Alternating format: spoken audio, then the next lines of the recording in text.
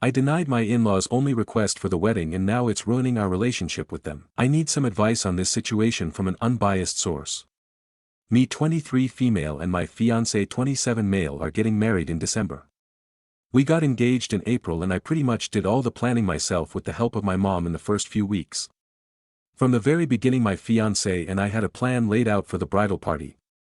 That was one of the first things decided since before I had the ring on my finger. Including flower girls and ring bearers.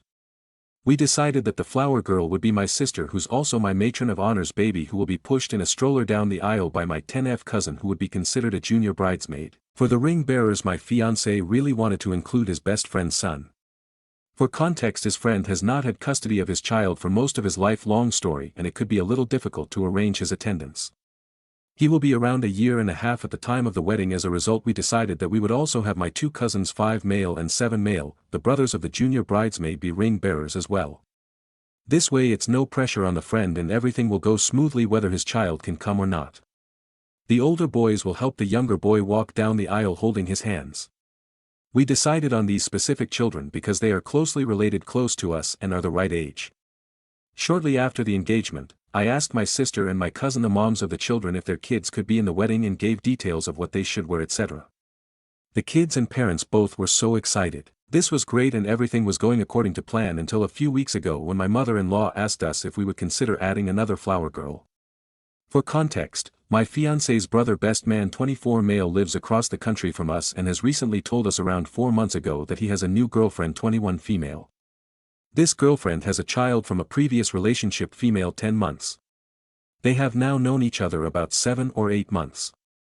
He is very serious about her and we are very happy for them. He has taken a sort of father role in her daughter's life which is adorable. He is expressing interest in marrying her in the future but they are taking it slow. My fiancé and I have never met this girlfriend or her child, but we are thrilled for his brother so we of course invited them both to the wedding. Now this is where things get a little messy. I have always gotten along great with my fiancé's family. They have always been so sweet, kind, accepting, and well-meaning. They welcome newcomers with open arms including me and have really become my family. I especially had a great relationship with my mother-in-law. She is the sweetest lady and would do anything for me and any one of her children. She lives very close to us and my family lives far. She was always the first to say that it's our wedding, meaning mine and my fiancé, to encourage me to make my own decisions in wedding planning and not let my mother sway them. She has become like a mother to me in so many ways. With that being said they are also very loving and accepting of my fiancé's brother's girlfriend and her baby from afar. Which is great. I'm so glad that they are so supportive. They even started calling her baby their first grandchild and flew across the country to meet them. With this context in mind, a couple weeks ago when my mother-in-law and I were hanging out just the two of us, she asked me if I would consider adding the girlfriend's baby as a flower girl. She said fiancé's brother keeps bringing it up and that it would be really cute. I politely told her that we already had a flower girl, my niece, and a junior bridesmaid assigned to push her in a carriage. She responded by saying essentially, what's one more? She will probably be able to walk by herself down the aisle by then. 14 to 15 months. I kind of just said I would think about it with my fiancé and changed the subject. Later on I told my fiancé about it and we both agreed that it wasn't a good idea because 1. We already had the role filled and it would be sort of awkward to have a baby randomly walking next to the stroller with the other baby too. If she needed help walking it wouldn't be easy for the 10-year-old to juggle 2 kids down an aisle. 3. We have never met her and she might not be comfortable walking down the aisle of a wedding where she knows nobody. And 4. They aren't married and worst case scenario if they break up she's in all the pictures. I know that sounds harsh but I come from a family where traditionally if you're not engaged you don't get a +1 no matter who you are. I am not following this rule and everyone's significant other is invited but that doesn't mean they get to be in the wedding. My fiancé and I were on the same page about this. We agreed to keep the bridal party the way it was. He talked to his brother and essentially told him it was a no and everything was fine and everyone was on the same page until the other night. We were at mother-in-law's house again but this time my fiancé was there too. Once again Mil brings up the flower girl thing and my fiancé tells her that we already have the position filled and that's that. But then my Mil tells my fiancé how much it must mean to his brother since he keeps bringing it up. This brings out the empath in my fiancé and he starts to have an open mind about it. Meanwhile I'm still against it. And I start to say so with some of the reasons I listed above. My MIL points out that all of the children in the wedding are from my side except one and that their side doesn't have any representation. Meanwhile, this is because there are no children on his side. She also points out that there are 3 little boys in the wedding and why can't there be 3 little girls? At this point she's convinced my fiancé and I'm an island. I'm still defending my position alone. She wasn't being rude or anything, but every reason I have she seemed to have a rebuttal. She's saying things like they will get married one day anyways and she's already part of the family. Then I start saying we will think about it. And she is like, so that sounds like a no, and I was like, we will consider it. Then it was awkward and I was about to like cry, so I changed the subject. The whole time I felt like I looked like a major asshole. It was really bad. My fiancé since apologized to me for being open to the idea in front of his mother when we had decided against it. From what he believed about his mother, he figured that she would just have an open conversation with us and not try to push her way. I figured it would not go that way. Later that night he called his brother and told him it was for sure no, and we had already asked other people. His brother was sad but understood. I felt really bad and guilty for making my fiancé feel bad. In hindsight, I really should not have because of what followed afterwards. This is where my previous post left off. A lot has happened in the last few days. I was worried immediately after that conversation that his mother would tell his brother that my fiancé was for it and I was against it while we were at her place. My fiancé said that he knows his mother well and that she wouldn't do that. That next morning his brother calls him wanting to talk. The first words out of his mouth are, after our conversation last night I talked to mom and she said that you were wanting to have her as the flower girl and your fiancé me wasn't just as I thought would happen. And he goes on to say, as your brother I want to make sure that you get what you want since it's your wedding. I was pissed. My fiancé told him that we would still talk about it but that we had already agreed not to have her as the flower girl and that he should not have seemed so open to it last night. That whole day we discussed it. I felt like an asshole and was tempted to cave to keep the peace, but the only reason my fiancé was wanting it was because it meant a lot to his brother. But the conclusion we came to was that it's not his brother's wedding. So we called him up a few hours later and told him no for the 3rd time. He was upset, but at least it was over, or so we thought. He texted him the next morning again expressing how hurt he was by it, but at that point we were like, the decision is made. It's our wedding, please get over it. And then my fiancé's brother enlisted their mother. She calls my fiancé and basically attacks him for almost an hour on the phone. My fiancé did a great job of sticking up for us and sticking to his guns. His mom went as far as to say that my relationships with his whole family will forever be affected by this decision. That one hurt. And that my fiancé's relationship with his brother will forever be altered. At this point this is all going way too far. We ended up talking to my fiancé's sister and found out that his brother no longer wants to be best man anymore and that neither of them want to speak to us for a while. They said that this won't be resolved until we give in. I'm at a loss for words. This doesn't even feel like a real situation, to be honest. I feel like I'm in the twilight zone. We are definitely not going to give in. At this point all that it would tell them is that if they push hard enough they can manipulate us. It just really hurts because we had such a great relationship before this. TLDR, my fiancé's brother and mother are trying to manipulate and force us to have brother-in-law's girlfriend's daughter as a flower girl. Brother-in-law is not the biological father of this child and we have never met this child or her mother. They have also only been together for 8 months. We have said no repeatedly and they are personally offended and now won't talk to us. Comments. Commenter 1. Your Mill and Bill are being crazy, but your fiancé really messed this one up by waffling about it in front of his mother and making you look like Bridezilla. None of this would have been an issue if he didn't do that. Commenter 2. Most of this is fiancé's fault, unfortunately. The family are being extremely pushy and inappropriate, but he allowed them to do that by giving them room. He should have said, okay mom, we'll have a think. Instead he left OP out to dry and now everybody thinks it's her fault. He should not have given an inch without discussing it with OP privately. Now he needs to sit his brother and mother down and tell them that they as the wedding couple together do not want any more flower girls. And that this is not up for debate. If you can think of another role for this girl I might consider it, but I am not sure if would capitulate at this point. Honestly, I'd be tempted to just scrap children in the wedding party altogether if it was me. If grown-ups can't be trusted to keep their opinions to themselves, then maybe that's the easiest option. Commenter 3. I literally have no idea who ended up being ring bearers and flower girls in my wedding and which ones walked down the aisle and which ones didn't, lol. Commenter 4. I've been married 7 years and I just found out last week that one of my flower girls aged 15 months at the time had a huge meltdown halfway down and the best man, her uncle, had to come pick her up and walk her down. And everyone chuckled because it was adorable.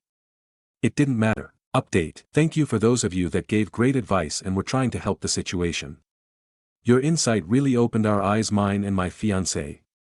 A lot of you hit the nail on the head. Brother-in-law is the golden child and has always been favored greatly over my fiancé by their mother.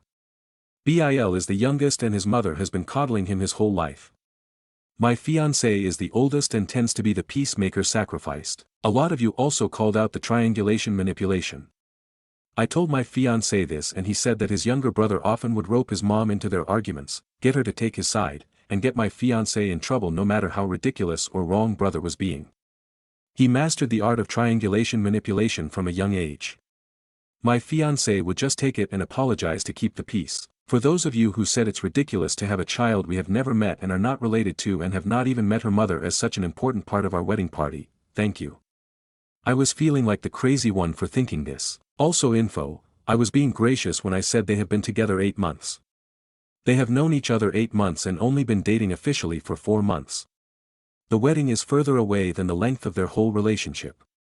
It's bizarre that they are pushing so hard for this. For those who said we should have granted their request and just kept the peace, my fiancé has been doing this his entire life with this family. That is probably why they resorted to their usual manipulation tactics. He never actually wanted to have this baby in our wedding. He in fact thought it was pretty ridiculous of them to ask. He was just ready to cave because he always does to keep the family peace. At the expense of himself and his wants every time. Except the difference is, this time the wedding is about him. It's his day and not his brother. Well, both of us. And that's the other thing. He has me this time to stand up for him, and what he actually wanted I also wanted it too, which helps, lol. On to the update. A lot has happened. Today my fiancé went to see his dad, and then his mom. They are separated. His dad is neutral but has been sticking up for me in this whole thing. I have a great relationship with him. He filled us in on a lot. Here is essentially what has been happening. Turns out brother-in-law's girlfriend has more to do with this than we thought, as some of you suggested in the comments. She is the one who has been encouraging him to push for this because it means a lot to him. And been super offended and making a big deal about us saying no. Personally, if it was me, I would never ask someone if my kid could be in their wedding. Even if it's family. But forcing it on strangers is wild. My fiancé found out from talking to his dad that my mother-in-law and brother-in-law are spreading a whole bunch of lies. Here is what has all unfolded. Mother-in-law is telling people I'm racist and that's why I didn't want the baby in it. Apparently the baby and mother are Filipino, which I honestly didn't even know because once again I've never met them. They live across the country. I don't even know their last name, but still I don't care what race they are in the slightest. The girlfriend now believes this and doesn't even want to come to the wedding anymore. That's her choice. Also, the wedding party is diverse ethnicities, so how is it that I'm racist? LOL. Brother-in-law is telling people that we are judging the girlfriend and don't want her child in the wedding because she was born out of wedlock, which is ridiculous. 2 of the children who are already in the wedding were born out of wedlock. 1 from each side. They have been talking behind our backs, gossiping, making up lies about me, and assuming things about me that are not true. Brother-in-law is twisting and changing my fiancé's words into complete lies that make him seem like the victim. He is feeding these lies of things my fiancé did not say to not only his mother, but his sister and his dad. My sister-in-law and father-in-law are both neutral and won't take sides but think that this whole thing is insane and want it to end. We do too. They both see that they are doing this whole thing and hate me for no reason. So today my fiancé went to see his mother to essentially call her out for her behavior. She was absolutely hysterical and was not ready to listen to reason or logic. She deflected and denied. And lied about things we knew were in fact true. She refused to take accountability or any sort of blame for the situation getting out of hand. She just deferred back to blaming me for everything and making me the villain and herself and her precious baby son Bil the victim. Meanwhile, the last time I spoke to either of them was when we had that conversation with mother-in-law at her house where my fiancé slipped and this whole thing started. My fiancé has been handling this whole thing and even trying to shield me from the blame and take it all for himself. It's not working. Mother-in-law and brother-in-law have made this whole thing up in their heads and driven themselves and everyone else crazy over it. Meanwhile, all I've done is express my concerns for having a child in the wedding that we don't know in that initial conversation when they aren't engaged or married. And the fact that we already filled the roles. She denies favoring brother-in-law and claims that she is hurt by the accusation and then in the same breath favors him and defends him. I feel the worst for my fiancé because he doesn't even want anything to do with them anymore and does not feel the need to keep up with these relationships. He said that his mother expected him to fall on his face today and apologize for everything because that is what he was forced to do growing up and that's what they are used to. But now that I'm an extension of him, he is not letting me get treated this way. He is angry that they are selfishly trying to use our day to make some grand gesture to his brother's girlfriend he's been dating for 4 months and that they refuse to respect our wishes. He is shocked and disappointed that they are lying about us and creating drama around our wedding. He is saying goodbye to this toxic cycle and going to go no contact until they come to their senses and fix this mess. For those of you who asked, we are in premarital counseling with our pastor who is also our officiate. He was bewildered that they even requested this in the first place and shocked and dismayed that they have turned it into such an ordeal. Anyways, this wasn't the update we hoped for, but it's the one we have. Hopefully one day things will turn around. We are hoping mother-in-law at least comes to her senses considering we are the only family that lives near her. Maybe she will learn to support the son and daughter-in-law who will one day birth the grandkid she actually has a shot of seeing regularly, rather than blatantly favoring the son and girlfriend who live across the country. But for the time being this is it. Comments. Commenter 1. Maybe she will learn to support the son and daughter-in-law who will one day birth the grandkid she actually has a shot of seeing regularly. This woman has called you all sorts of terrible things, made up lie after lie about you. She treats your fiancé like scum. You're having to password-proof and security guard your wedding because of her. Why would you ever, for any reason, let her around your future children? She'll treat them like she treats your fiancé and let them know how horrible you are. Their visits with grandma will be filled with stories about how horribly Uncle Perfect was treated, how racist you were for not letting Cousin Perfect be in the wedding if, of course, he's still with his girlfriend, how sad she is and how you made her sad. As soon as BAL has a kid, she'll be too busy with the child from her golden child to even pay attention to your children anymore. Why would you subject your children to that? Reply, oh God, you might be right. Never thought of this, but she totally would. She did this with her own kids against her own husband. Commenter 2. NTA and great job supporting your man in a way that's helping him grow a shiny new steel spine. He did amazing. Let him know this internet stranger is so proud of him for shutting that down immediately and completely. Commenter 3. Tell FIL and SIL that by not taking sides, they are in fact taking sides. Just not yours. Reply, actually I would argue if anything they are taking our side but just not rocking the boat with MIL and BIL.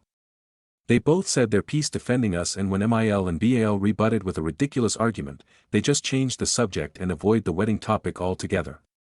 They are doing this to try to stop the family drama rather than fan the flames. Mini update. Hi guys, I have a small update.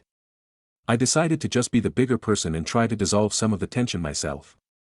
I was tired of my fiancé talking to his brother and his brother twisting it, so I tracked down BIL's girlfriend on Instagram and sent her a DM like some of our comments suggested, thank you.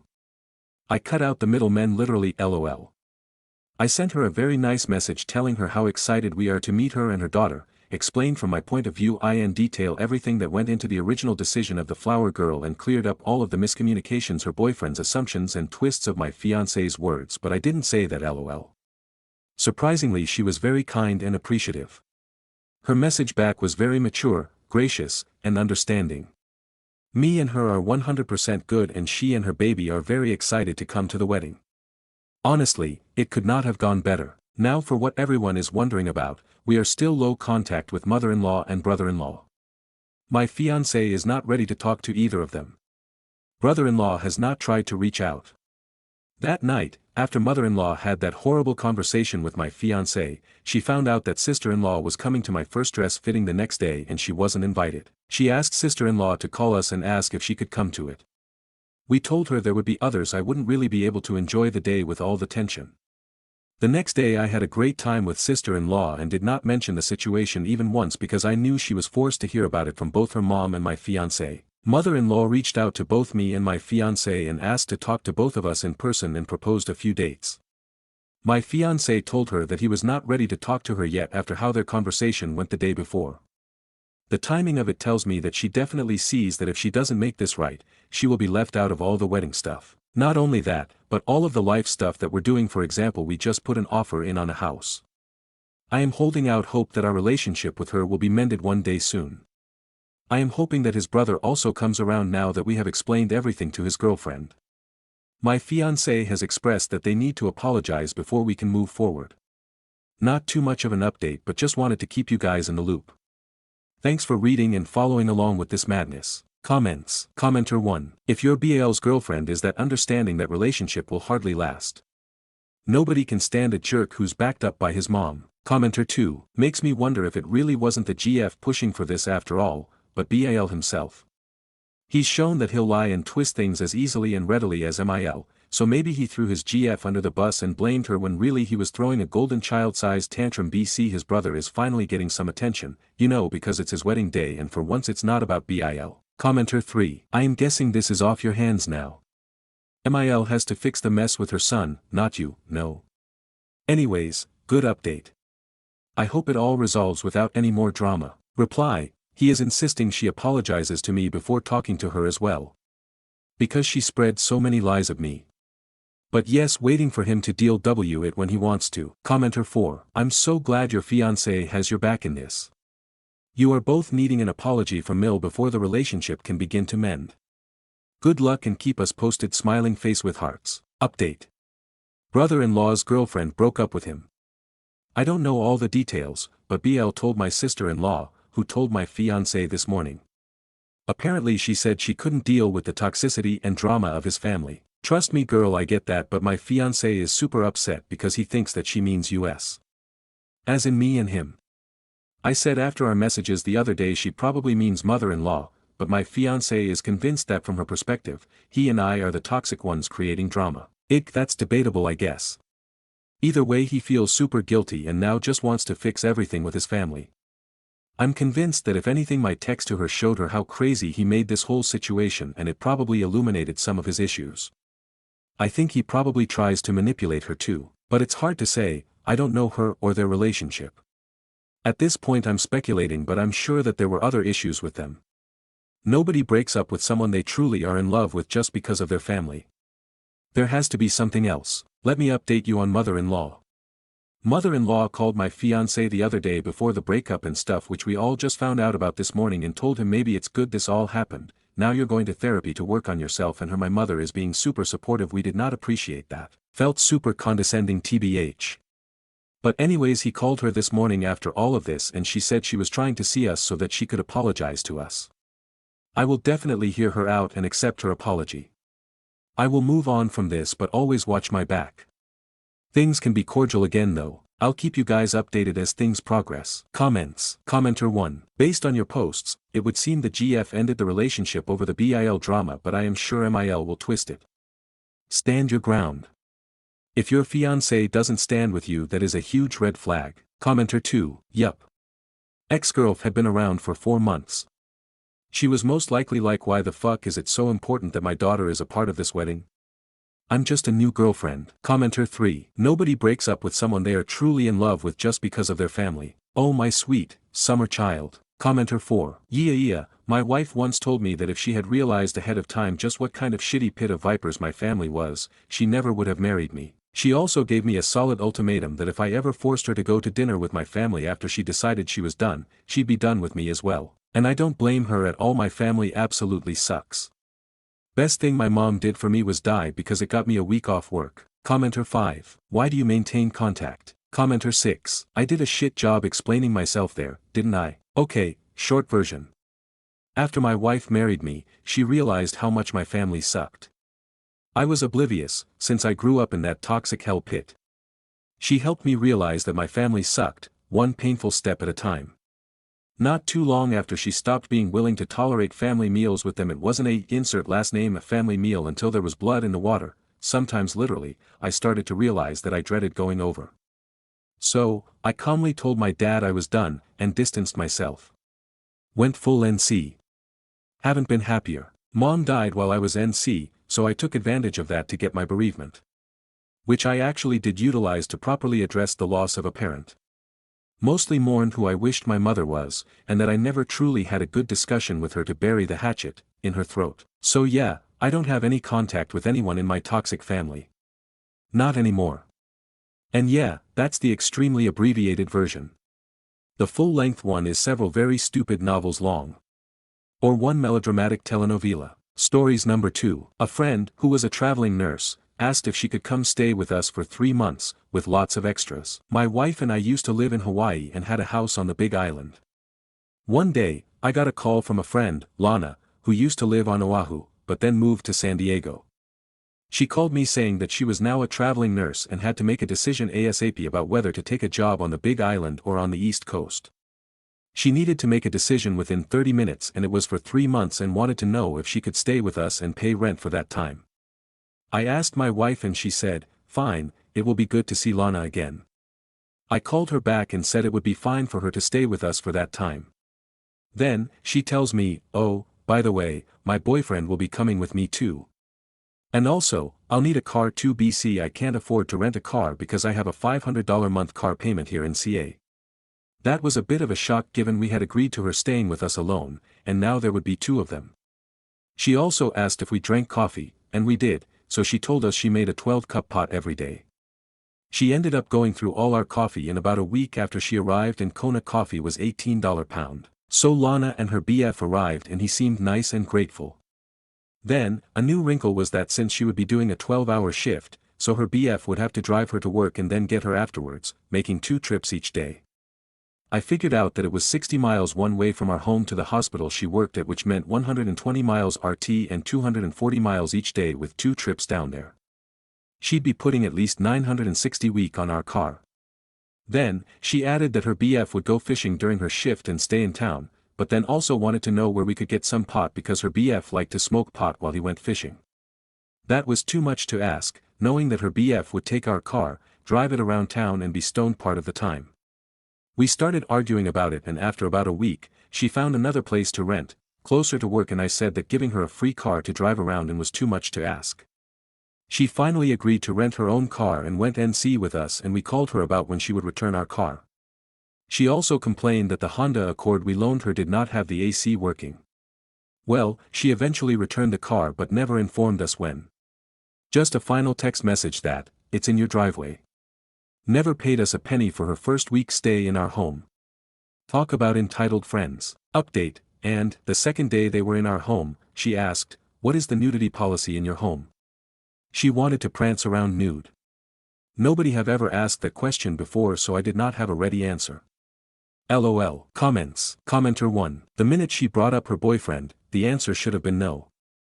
No, you can't bring your unemployed boyfriend, no you can't use our car, no you can't eat all of our groceries.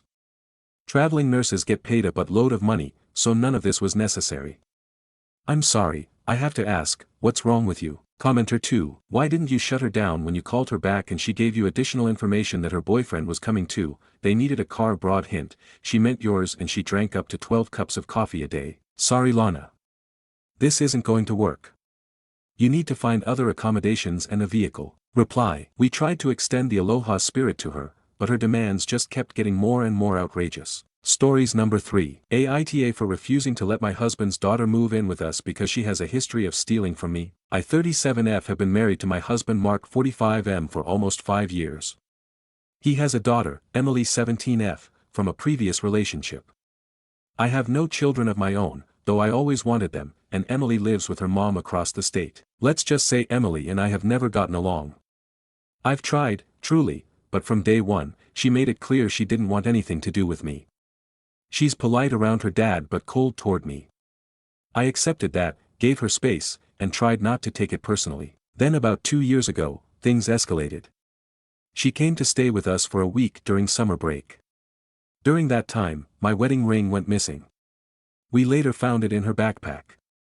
Had a bottle of prescription anxiety meds disappear. Turns out she was using them to help her sleep.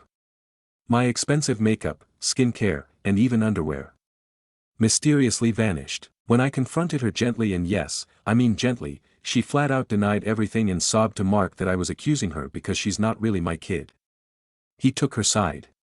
Claimed she was acting out due to divorce trauma and that I should be more understanding. After that visit, I told him, I am setting a hard boundary. I don't want her unsupervised in our home. Now fast forward to last week. Emily's mom is apparently moving to another country with her new husband, and Emily doesn't want to go. She asked if she could move in with us full-time for her last year of high school. I said no. I know that makes me sound heartless. But I told Mark I wasn't comfortable having someone under my roof who has stolen from me, disrespected me, and clearly doesn't like me. I said I'd support him finding a solution, even renting a small place nearby if he wanted to live with her there, but I won't share my space with her. Mark was silent for hours. Then he told me he was disappointed, that I never truly accepted her, and that I was punishing a teenager for mistakes she made at 15. Now he's been sleeping on the couch and barely speaking to me. His sister even messaged me and called me a wicked stepmother. I don't think I'm wrong for protecting my peace and my space, but now that everyone is calling me the villain, I'm second-guessing. So, Aita for refusing to let my husband's daughter move in with us. Relevant comments. Downvoted commenter, you married a man with a kid. Kids go through phases, act out, test boundaries. You're an ass because you are acting on old information. She's part of your family. Petty theft, and yes, what you have described as petty teenage nonsense is not worth banishing her for. You need to grow up. Reply, I doubt stealing my underwear and my wedding ring is petty theft. Commenter 1, how did your dumbass husband explain your meds and ring in her backpack then? NTA, and if your loser of a parent husband wants to blow up your marriage over it, then that's his prerogative. When that brat is living with you full-time, her stealing will likely be the least of your problems. Reply, she claimed to have bipolar disorder, which I am not sure if I believe because I've never seen any actual documents proving that statement. But she claimed to have bipolar disorder, which caused her to steal my stuff. Downvoted commenter 2, when you married him you knew he had a child. There is always a possibility that a child could move in with him. What if her mother would have died? I would have a serious conversation with her father. Explain yourself and you make sure you have common household rules and boundaries. And then talk with Emily. She may have grown up. If she apologizes and is truly sorry, I would reconsider. You may as well lose your husband if you deny him the possibility to have his daughter living with him just 1 year. Reply, I actually found out that he had a child a couple months after the marriage, which caused an argument. I just don't feel comfortable with a teen in my home that doesn't like me, never actually apologized for her behavior and previously stole my ring. Commenter 2, stealing prescription meds and a wedding ring isn't just acting out. Your husband is the one who let this fester by not dealing with it 2 years ago. Now he's mad at you for the consequences of his own inaction. NTA. Commenter 3, anyone want to point out that stealing your father's wife's underwear is a bit disturbed? I couldn't share my space with a drug addict and a thief either. Who owns the property? Reply, the property is mine. Thank you for talking about this because that part disturbed me a bit more than when she stole my wedding ring. OOP needs to get her husband in family therapy. Reply, I've been trying to get him to agree to family therapy but he refused. Has Emily been treated for the possible disorder? Reply, from what I've known so far, I don't think she's been treated. I don't even know if she actually has BP. What was OOP's husband's response after they found the ring in Emily's bag? Reply, yes, my husband and I found it. He was angry at first but dismissed her behavior because she didn't know better. Downvoted commenter 3, YTA, you are refusing to provide shelter for a child just because they behaved poorly. And you are putting your husband in the position of choosing between his wife and his daughter. Reply, if she learns to apologize, acknowledge her behavior and return me my items, then I'll consider letting her stay. I'm protecting my peace. I offered an alternative that was good enough. Is OOP's husband unemployed or not? Is she financially supporting him because of the house in her name? Reply, no, he has a stable job. OOP responds to multiple comments about her husband not having her back on this decision. Reply, honestly. So many comments have been telling me the same thing and I'm starting to believe they are right. I think I will consider divorce. Downvoted commenter 4, YTA. She is his child, his responsibility. If you marry him, you marry his responsibilities, obligations, etc. Saying you won't allow your teenage stepdaughter to live in your home is wrong. He should divorce you and take care of his kid. Being with you is a choice, taking care of his child is not a choice. Yes, you are absolutely the asshole. Reply, you're right, she is his responsibility. Which makes it even more concerning that he hid her existence from me until after we were married, refused therapy, and let her steal from me without consequence or apology. I didn't say she shouldn't be taken care of. I said I'm not willing to share my home with someone who's disrespected me, lied, and made me feel unsafe, especially while her father enables it. Being married doesn't mean forfeiting the right to personal boundaries. If he chooses to leave and finally prioritize his daughter, that's long overdue. But I won't stay in a situation where I'm expected to accept mistreatment just because she's family. I hope you get well. How old is Emily now and she needs to know the right from wrong? Reply, she's 17 now.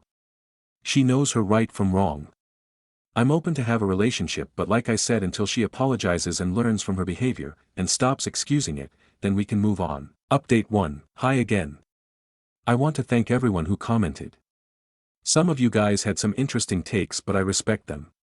I posted an ETA addressing a few things people kept asking, so just to clarify again, the house is mine. I didn't know about Emily until a few months after the wedding. She has never apologized or taken accountability for stealing from me. I suggested therapy, both she and my husband refused. A lot of people told me this isn't just about Emily, and they were right.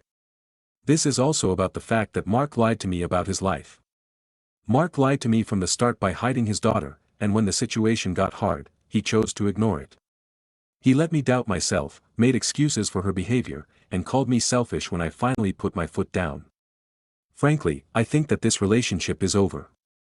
I thank everyone who kindly helped me to wake the fuck up. Since the last post, I spoke to a lawyer. I'm not filing for divorce right now, but I needed to understand what my options are. I've started protecting my finances and getting my documents in order. I have gotten messages from his family and Emily's friends. They were harassing me for my boundaries. Thankfully, I have an amazing family and amazing friends to defend me and help me through this situation. Now, with Mark. I talked to him and we got into an argument. I ultimately decided to kick him out, and I think he's living with his sister, who called me a witch person facepalming. I don't know what will happen now with Emily because I do not know if she was the one who sent her friends to harass me. I am considering reaching out to talk to her and possibly get coffee. I really want to just muddle everything down with her. Mark has also been an absolute deadbeat because he has not taken in his daughter when he literally berated me for not letting her in our home. And the irony is crazy. This is all the information I have right now. I will give an update if anything happens and if Emily accepts my offer for coffee. Edit. Hello everyone, this is just a quick message. I've been receiving a lot of messages in my DMs asking for and rushing me about an update. Please note that I am still human with a life, and I am not obligated to give another update if I do not feel like it. Thank you. Top comments. Commenter 1, do not. Why can't Emily stay with his sister? She's a thief. Why would Asael want someone who is a witch to house their niece and not to it herself? Emily is a liar and a thief, and if this coffee thing is a must, record the interaction. Reply, she has refused to take her in due to the child's history. Commenter 2, why even ask her for coffee? It doesn't sound like you had any sort of positive relationship with Emily. The only connection you had was her dad, who you are ending your relationship with. My advice would be a clean break all around, so you can move on with your life. Commenter 3, do not meet her for coffee. You will never get what you want from that conversation. Nothing good will come from you having any more communication with any of them. Commenter 4, don't meet Emily, she will twist it and make you out to be the villain. There's no point. If you must meet with her, I'd either be recording it assuming it's a one-party consent or bring someone with you to sit at the table with you in a public place. Stories number 4. Aita for entering my coworker's office after he told me not to. I've been working in this office for 3 months, but because of space shortages, I currently share it with a coworker who just started last week. Even though he's new, he's technically my supervisor. Today, I was told I could leave early because I'd finished all my work. I stepped out for about 5 minutes to see if anyone else needed help, but nobody did. When I came back, there was a please do not disturb sign on the door. Usually that means there's a meeting or conversation going on, and they can last close to an hour. The problem was, my bag, with my wallet, water, and food, was still in there. I didn't want to wait almost an hour to get it, so I asked another coworker for advice. She suggested knocking. I waited another 5 minutes, then knocked. He said, not right now. I knocked again to show I wasn't there for chit-chat, but because I actually needed something. Still, not right now. So I opened the door just enough to explain that I needed to grab my bag, it was literally one step inside. He immediately snapped, I told you no, in a raised voice, and basically kicked me back out. I shut the door and left, but I was so shaken I ended up crying in the bathroom. When his meeting was finally over, I went back in to collect my things. I was still upset, and he told me I had no right to be pissed. I said I only wanted my bag and that I have the right to access my own belongings. I suggested that if he's planning a meeting in our shared office, he could at least let me know so I can grab my stuff beforehand. He said he doesn't see it that way and doesn't need to tell me anything, and he kept pushing the point. At that stage, I was trying not to cry again, so I told him it's harder for me because I'm autistic. The second I said that, his tone changed, he softened and said he didn't know, and now it was fine. But it really bothered me that I had to disclose something so personal just to get basic understanding. Now I'm worried this could hurt my reputation. He's well liked, and I'm scared it'll get spun as me causing drama, especially since I've been socially excluded before because of my autism. Until now, this was the first workplace where I felt genuinely safe and included, and I'd even considered staying long term. Now, I'm not so sure. So, Aita for going in after he told me not to. TLDR, shared an office with a new supervisor. He had a do not disturb sign up during a meeting, but my bag with essentials was inside. I knocked twice, explained urgency, and still got told no. Opened door to grab it quickly, got yelled at. Now worried it'll damage my work relationships. Aita, comments. Commenter 1, NTA, nah fuck that. Talk to HR. That is completely inappropriate. Commenter 2, NTA, but he is one. Talk to HR because autistic or not, it's a shared space. I would have walked in despite the sign and quietly gathered my things. Are you hourly? If he locked you out and you can't leave, then he has to pay for that time you were detained by his holier-than-thou attitude. Commenter 3, NTA. When you share an office, you are allowed to enter and exit as you see fit. If he had a meeting that couldn't be disturbed, he should have either notified you in advance, or had the meeting elsewhere. Commenter 4, NTA. Firstly, your office mate had zero business scheduling a meeting in your shared office without informing you, it's a shared space. Your autism has nothing to do with misreading the situation, they were in the wrong. Secondly, your office mate didn't change their tune because you explained. They did because their ass would be in the sling since autism makes you part of a protected class in the workplace. You need to log this incident and any others, and if it continues to be a problem, notify Human Resources. Human Resources protects the company from legal exposure in the workplace, and you have protections under the ADA if you are in the US or similar laws in other countries. Stories number 5. I'm 28F, unsure if it's time to draw boundaries with my boyfriend 28M and his coworker late 20SF who he got close to very quickly. First, some background, and the good stuff. I have been best friends with my boyfriend since 2013. We even lived together during graduate school for 2 years before we started dating. We started dating in 2016, when we were roommates, so we've been together for about 2.5 years now and have lived together for a lot of that time. We did a brief stint of long distance when we got jobs in different locations after school. In January of this year, he moved states to be with me, and I still can't get over how amazing that was of him. We are now living together again in our own apartment and we couldn't be happier. He is my best friend and absolutely the person I plan to spend the rest of my life with. He's smart, funny, an absolute sweetheart and a romantic, and he makes me feel so loved every day. We have talked about our future many times and am anticipating a proposal in the near future. Also, he has had many female friends during our time together and this has never bothered me. I'm rarely the jealous type. He's hung out one-on-one with girls before and I had no complaints.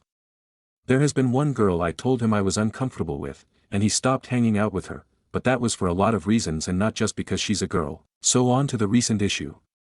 After moving to my state, he had to pass a couple of tests in our field before he could start working. He did so and was able to secure a job in early June. He likes his new job so far, and generally likes and gets along with his co-workers, but he hadn't really made any real friends yet. He's hung out with my co-workers' friends too. I'm also pretty new to the area and likes them as well, but no one he would hang out with one-on-one. I know he is missing having a group of friends back in his home state where he moved from. About a month ago, maybe a little more, he started mentioning one coworker a lot. We'll call her Liz. At first it was just in passing, oh my coworker Liz said this or that.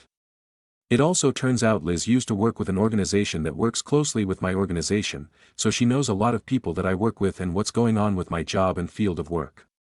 So it was a small world kind of thing. She would mention someone I knew, or something about my job, and he would tell her he also knew that person because of me, that kind of thing. But he started talking about her more and more often. I'm talking probably every single day over for a few weeks he would have a story about Liz or something that she said, so I knew they were talking or hanging out at work a lot. He did say that Liz mentioned she wanted to meet me, and she has a fiancé that she lives with. So that made me feel good. Nothing to worry about, and I was happy he was making a friend here. Liz actually lived nearby us, in a temporary place because they were moving around for her fiancé's job. So a couple of weeks ago he tells me that Liz suggested they start carpooling to work together. Their office is about 30 minutes away without traffic, but our city always has traffic, so it's more like 45 minutes each way most days. Honestly, this made me a little uncomfortable, since this meant they would be spending 1 to 1.5 hours alone together in the car every time they rode together. But I didn't say anything because they wouldn't be carpooling every day. Some days they work in the office and other days they work on projects around town, so this would only be days when they both go into the office maybe 2 to 3 days a week. Besides, he only mentioned it in passing as an idea, at first. A few days later as he was headed out the door he said, "Okay, I'm going to go pick up Liz and head into work."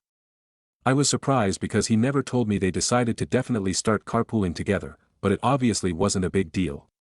He has never mentioned it again, so as far as I know that's the only day they've ridden together. It hasn't been an ongoing thing. I was fine with this. Things started intensifying quickly last week, though. As I mentioned, Liz and her fiancé were in a temporary place before, so they decided to start looking for a permanent apartment. My boyfriend casually mentioned to me one day last week that they were actually interested in our building, and that they wanted to come see it the next day. This came out of left field to me. Our building is very nice, it's a luxury building in a good area downtown, but there are also tons of similar buildings in the area. But I figured they were just checking out all kinds of places and ours was probably one of many on the list. So late last week they came by our building for a tour. I actually saw them briefly on the elevator and we met for the first time, but they were being given a tour by management so we didn't hang out. Well, later that night, Liz texted my boyfriend that they decided to rent in our building. I honestly didn't know what to say because I wasn't thrilled. I felt like now they will definitely want to start carpooling together every day they can, and they will start becoming even closer. My boyfriend was obviously very happy about it when he told me. I just kind of asked if they were looking at any other places and why they weren't looking any closer to where she and my boyfriend work, and he said they just really liked this building and her fiancé works more closely to our area so it works for them to live here. Obviously there was nothing I could say so I just said cool. Ever since then I feel like they have already been talking more and more. They text and have called each other a couple of times. To be fair, as far as I know it has all been either work or apartment related. But I also don't really see his phone and have no idea how much they actually talk. A couple of final things prompted me to write this post. Up until now I wasn't thrilled about all of this but could deal with it. This weekend we traveled to visit my family for the holiday weekend. Yesterday during a family lunch, he got up and went into the other room with his phone for a few minutes. When he came back I asked, "Where'd you go?" And he just said I was getting a phone call. Later, I asked who was calling him at lunch. He said it was Liz with a few questions because they were moving in at the time. This slightly bothered me because I feel like if I hadn't asked, he wasn't planning to tell me it was Liz who called. He went back to our city last night while I am staying in my hometown with my family for a couple of extra days. While driving him to the airport, I got a random thought so I asked, "You're just going to take an Uber back home, right?" That's how we got to the airport. He kind of hesitated and then said I was actually going to see if maybe Liz could pick me up, so I don't have to spend money on an Uber. Yet again, I felt like he never would have mentioned this to me if I hadn't asked. Also, we live close to the airport so an Uber is not expensive, and he makes good money. I reminded him that Liz and her fiancé were moving that day and probably did not want to come pick him up at the airport. I would have said this for anyone, moving sucks, and he thought about it and agreed. He didn't end up asking her. I don't know what to do from here. On one hand, I am genuinely glad he's making a friend. There are no red flags so far, things seem 100% platonic. Plus, she has a fiancé, so we could all be couple friends. On the other hand, he seems to be getting really close to her really quickly. He talks about her constantly a lot more than I explained in this post. They are probably going to be riding together often, and I feel like he is starting to unconsciously or not kind of hide some interactions with her from me. Is it time to set boundaries? If so, what would reasonable boundaries even be? Is carpooling together too much? Is it okay for them to hang out alone together outside of work? I have no idea and I've never been in this situation before. I don't know how to talk to him about this. I just feel like we need to have a talk now that she is living in our building, but maybe I should wait and see if things escalate. TLDR, my boyfriend has become fast friends with a female coworker. She and her fiancé are now moving into our apartment building, and my boyfriend is seeing and talking to her more and more. I don't know if it's time to set boundaries or if I'm getting ahead of myself. Relevant comments. Commenter 1. Have them over for dinner or something. I would have done this a long time ago when he started talking about her a lot. Especially if they were going to carpool and move into your apt complex.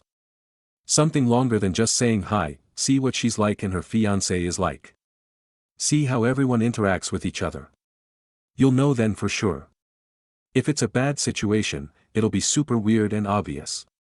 Then I would talk to him if it is a bad situation. Tell him all of what you're uncomfortable with. Just know that moving is hard and you make new friends with anyone you connect with. Work is a main place to make friends. It could be just fine. The problem now is she lives in your apt complex, so they're 100% going to get closer and you might get stuck seeing about her no matter which way this all plays out. He should respect you enough to back off a little with her if you express that you're uncomfortable. That's respect in a relationship. If you introduce him to more people it may help. Reply. I like this idea. I definitely want to meet both of them and get to know them, especially now that we're neighbors. I really don't think it's anything bad yet, I think he's genuinely happy to have a friend. But it's also borderline becoming a situation where things could get inappropriate or weird. I want to talk to him without discouraging him from making friends, so it's tough. Commenter 2. The biggest concern to me is that they haven't gotten you and Liz's fiancé together for a double date or something where you all could meet. It sounds like you and Liz have a lot of common work contacts, and would have things to talk about at the very least. You met her while her and her fiancé were viewing the building? That's super awkward, and at the best, your BF dropped the social ball here, at worst he's avoiding you and Liz spending time together. Sure, Liz is his friend, they work together and all that jazz, and he doesn't have to include you with everything, but right now he's including you on practically nothing. That would make me worried. I think you need to talk to him about how you're feeling. Like, don't go into it talking about boundaries, or insinuating that more is going on between them than just friends, but rather how you've been feeling about the situation. It's perfectly fine to have these feelings and to let him know, and it's much better than letting these feelings boil and waiting on something bad to happen. He's your partner, he deserves to know if something is upsetting you, and that's really the only way you two can figure out a way forward that you're both comfortable with. Reply. You met her while her and her fiancé were viewing the building? That's super awkward, and at the best, your BF dropped the social ball here, at worst he's avoiding you and Liz spending time together. It was definitely very awkward. I do think it was more my boyfriend dropping the ball, he had just told me the day before that they wanted to see our place. They actually were initially going to come over to our apartment that night, which may have made me feel better. But didn't end up having time. Thanks for your reply, I agree with your take. Commenter 3. People with fiancés and spouses cheat. Yes, you need to set firm boundaries. Reply. Of course they can. I'm just unsure what boundaries are reasonable in this situation. Final update, my boyfriend has become fast friends with a female coworker. She and her fiancé are now moving into our apartment building, and my boyfriend is seeing and talking to her more and more. I don't know if it's time to set boundaries or if I'm getting ahead of myself. A lot has happened since my last post, and I got some good advice there, so I wanted to post an update. After I made the last post, I came home from the trip with my family a couple of days later. I told my boyfriend that I wanted to talk to him about something, and I brought up his friendship with Liz. I basically brought up all of my concerns from the post. I told him that I didn't want to discourage him from having a friend, but I also felt like they were talking quite a lot and spending a lot of time together, and that it was starting to make me feel uncomfortable. My boyfriend took it really well. He immediately reassured me that he only saw her as a friend, and that he hadn't even realized how it could look to me. When I brought up how I felt like he wasn't being forthcoming with information, like how he didn't mention the phone call from her, he said that was 100% unintentional. He then immediately asked what he could do going forward to make me feel more comfortable. He offered to stop carpooling with her and to cut down on contact with her except for work-related stuff. I told him I didn't have a problem with the carpooling because financially it does make sense, he spends a lot of money on gas, but maybe he could try to text and call her outside of work a little bit less. I also told him I would really love to meet her and her fiancé, and he enthusiastically agreed. He set up a hangout for the following weekend. The two of us and Liz and her fiancé all went out for drinks at a bar by our building they've moved in by now. It was actually really fun. It turns out we all have a ton in common. Liz and I do very similar work, and we all have common nerdy interests. It was a little awkward at first, as meeting new people often is, but once we all got comfortable we had a blast. From there, we have all become fast friends, and Liz and I have developed our own separate friendship too. We text often, go over to each other's places for dinner sometimes, and hang out on weekends. I can honestly say I really like Liz and her fiancé as a person and trust her 100%. I no longer have a problem with her friendship with my boyfriend at all. They do still carpool sometimes, but they've never hung out alone outside of work, it's always the four of us. I feel like a huge weight has been lifted off my shoulders. Finally, I have a separate, but slightly related, update. My boyfriend is now my fiancé. Less than a month after I made my last post, he took me out for a really beautiful and romantic dinner. When we came home, our apartment was covered in roses and candles. I was so shocked I could barely move as he got down on one knee and proposed. I said yes and then cried for about 2 hours as we called all of our friends and family. It was absolutely perfect, and we are getting married next year. It turns out that Liz actually helped him plan the proposal, and that was part of why they were talking a lot too.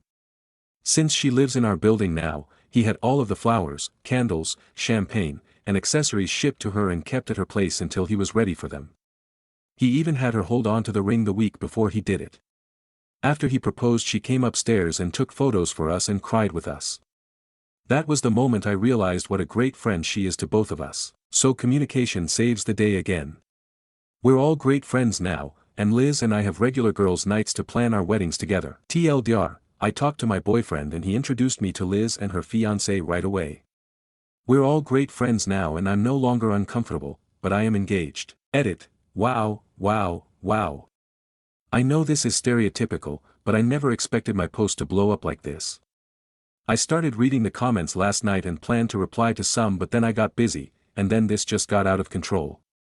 So let me just say here, thank you all so much for the support, advice, and well wishes. You guys rule, and thank you for the platinum, gold, and silver. I've never gotten any of that before, and now I'm a little sad that this is a throwaway and not my main. I'll pay it forward and gild someone today. Relevant comments. Commenter 1. It turns out that Liz actually helped him plan the proposal, and that was part of why they were talking a lot too. Since she lives in our building now, he had all of the flowers, candles, champagne, and accessories shipped to her and kept at her place until he was ready for them. I swear to God your life is a sitcom episode right now. Great update. Reply. Right? When I found that out I actually felt so bad for saying they were talking too much.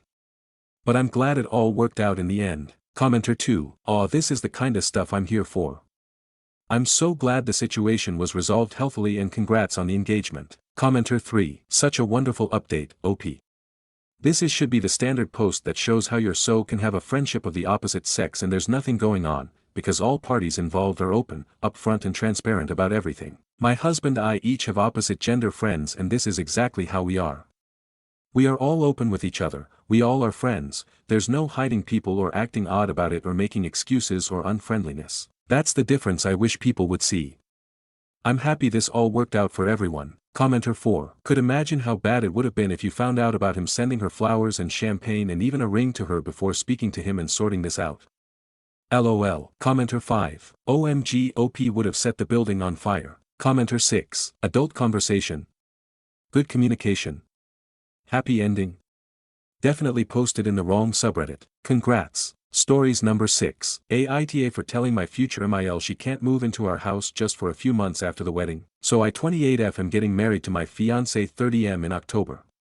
We bought a small 2-bedroom house last year, nothing fancy, but it's ours, and we've been slowly fixing it up. Last week, my future MIL 58F dropped a casual bomb on me. She plans on selling her condo after we get married and moving in with us just for a few months while she figures things out. Her reasoning: it'll save me money for my next place. It'll be nice for you to have help around the house. I'm family now, so it just makes sense. Here's the problem. We only have 2 bedrooms, ours and a small office room that I use to work from home 3 days a week. She's the type of person who rearranges my kitchen because it makes more sense her way and has opinions on literally everything. A few months in her vocabulary usually means until you force me to leave. I told her politely at first that we love her but we need to start our marriage as just the two of us. She got offended and told my fiancé I'm already trying to keep her son away from her and that I'm ungrateful for family. Now my fiancé is torn, he agrees it would be stressful having her here, but he also doesn't want to start a fight with her. Meanwhile, she's acting like it's already decided and is telling people she's moving in with us after the honeymoon. So, Aita for putting my foot down before this even happens. Comments. Commenter 1. Yeah, I wouldn't be getting married until the fiancé sorts out his mother. Good luck, sis, and congratulations, I guess. Reply. Right? I love him, but if he can't set boundaries with her now, I can only imagine what the rest of our marriage would look like. Boundaries aren't optional here. Commenter 2. That witch is gonna check in, and never check out. Nip that in the bud right now. Reply. That's what I'm scared of, she's gonna turn our guest room into her permanent residence and suddenly my house becomes her house. Not happening. Stories number 7. Aita for leaving when I was asked to babysit, forcing my dad's fiancée to cancel her plans. I am 17, lived with my mom until a year ago when her disability got to the point where she was placed in a care home that's like a hospice. My dad wasn't ever a big presence in my life and he's still not. I live there but I need to be self-sufficient and I pay for my own shit or have help from my maternal grandparents to pay for it. It's all kinds of messed up but he was always that way. His reason for having me here is no child support because he had to pay for 16 years before that.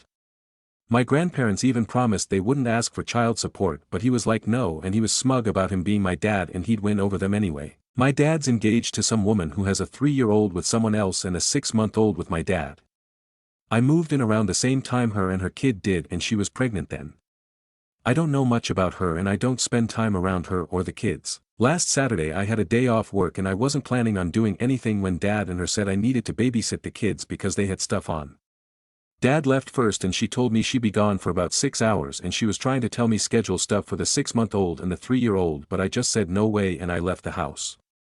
I didn't have anything planned but I was not willing to babysit and I dipped before she could leave. She tried yelling after me but I kept going and I didn't go back to the house until it was late. Dad was back by then and the two of them started yelling at me and saying I had no right to walk out and leave the kids without a sitter. I pointed out their mom was home and they said it wasn't the point but I said it was the point and I did not want to babysit and I did not have to babysit. I told them I won't ever babysit so they better find someone for when they need it because it won't be me and I will leave every single time. She was trying to guilt trip me about canceling her plans and I asked her why it was my problem that she didn't prepare a sitter for her kids before her plans. She even got her sister who I don't think I met before come over and tell me I was a shitty person and I took my daddy issues out on her sister and her nibblings. I rolled my eyes, packed my shit and I left after that. I'm hoping he doesn't try taking this to custody court and if he does I hope he gets a date after I turn 18 and it's a waste of time. Aita. Asking because I know she didn't do shit to me and she might have appreciated it or something. Ick. Comments. Commenter 1. NTA. This is why your dad wanted you at home instead of your grandparents. They wanted a built-in babysitter. They are takers and users. Since you're out already, never go back, never give in. Sorry you're going through this. Commenter 2. NTA. Tell them that if they try to leave the kids with you against your will, you will call the police and CPS and declare the kids have been abandoned by them. Leaving kids with an unwilling sitter is considered abandonment by law. Commenter 3. NTA. Pretty convenient, she moved in the same time as you, the perceived inbuilt babysitter. Stories number 8. Aitj for refusing to give up my honeymoon booking for my cousin's elopement. I'm 27F, and my husband 29M and I have been planning our honeymoon for over a year. We saved up for a week-long stay at a really nice mountain cabin. It's fully paid for, non-refundable, and booked for next month. Last weekend, my cousin Sophie 26F called me out of the blue with some exciting news. She and her fiancé decided to skip the big wedding and elope in the exact same mountain town during the exact same week we're going. The problem is that the place we booked is already full, and apparently, she and her fiancé didn't plan far enough ahead. So she asked if we could be generous and let them have our cabin so they can make it their special wedding week. She even said we could just reschedule for later in the year when the rates drop. I told her no. We've been planning this forever, my husband already booked the time off work, and we're honestly desperate for this break. Sophie got quiet, then told me I'm choosing a vacation over family and hung up. Now some relatives are texting me saying it would have been the ultimate wedding gift and that we can go to the mountains anytime. Meanwhile, my husband thinks they're being ridiculous and says we're not changing our plans. So, am I the jerk for keeping my honeymoon booking instead of handing it over? TLDR, my cousin wants me to give her my fully paid, non-refundable honeymoon cabin so she can use it for her elopement. I refused. Family is calling me selfish. Am I the jerk? Stories number 9. Husband 30M started fight after mammogram bad news. I 32F am not sure how to forgive. I 32F and my husband 30M have been married for a year and some change. We have had a pretty solid relationship with some bumps in the road, but I am having a hard time forgiving him after a recent fight. Today, I had a mammogram to look at an existing fibroadenoma's non-cancerous lump in breast that was 2.6 centimeters 6 months ago. Today is 3.2 centimeters.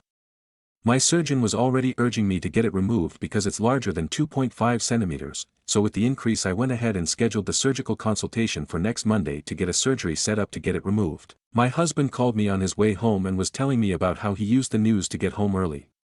I thought that was smart use of bad news.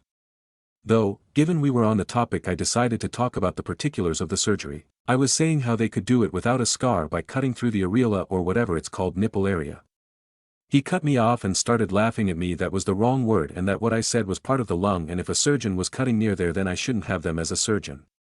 I asked him how to say it then and he didn't know, but an alveola was in the lung. I said something with a different start. I looked it up and read it out loud, areola. Like air. He said you just said it with AV twice, to which I said oh, I didn't say it with AV. At this point I thought we were just discussing and he misheard me. Also I have a pretty strong southern accent, so I might have sounded like I said it with AV. I was speaking on the speaker system on my car and I know it's pretty shit, but I guess to him I was aggressive because he said I am not arguing about this, I am hanging up, and hung up on the word up. There was no other conversation that I am leaving out. I was so confused on why he hung up. I mean, I was pretty taken aback. I called him back and asked why he hung up and he said I told you I wasn't going to fight, so I hung up. I tried to say we weren't fighting, we just disagreed. He then said I don't know what you want me to say, and I got upset and started tearing up. You are acting like I was yelling and I wasn't. He then told me you always do this, every time you are wrong you misremember and deny, and then brought up a conversation from 2 days ago through text where I thought I gave him my food and he forgot to put it in the fridge. He said he didn't and I was like, this is how I remember it, we weren't fighting, we even had a nohu and noha back and forth in text. He then pulled up the camera footage to show I put it on the counter. This happened 2 days ago. I mentioned that we haven't had an argument in almost a year besides that one. It's not fair to say I always do that, it implies I never take fault and have never apologized. He started getting short, saying I was putting words in his mouth, and I will admit I got upset after I tried to explain that's how it seemed, and he said I didn't say that, and I said what is it supposed to mean when you say, and repeated what he said in an exaggerated voice. He then said thanks for mocking me and hung up again. I then let him know I was going to hotel. That I am more upset than I can put into words and I don't want to see him. I am already stressed enough about the fibroadenomas and the impending surgery. I don't understand why this became a fight and I am having a hard time forgiving him. He wasn't emotionally supportive through the entire breast cancer scare. When I found the lump he refused to touch my chest.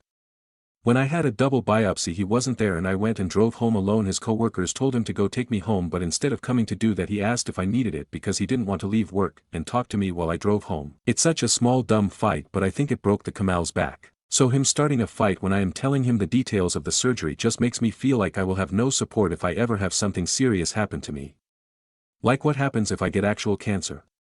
Heart problems. We are supposed to grow old together, but I am not sure I can rely on him anymore. Comments. Commenter 1. Even if you mispronounced the word and he didn't understand what you were trying to explain, highly doubt either is the case, he still chose a time you needed comfort to pick a fight over something that should never even be worthy of anything more than an oops. My husband and I have been in both scenarios many times thanks to ADHD, we're barely older than you, and it has never been more than oh did you mean?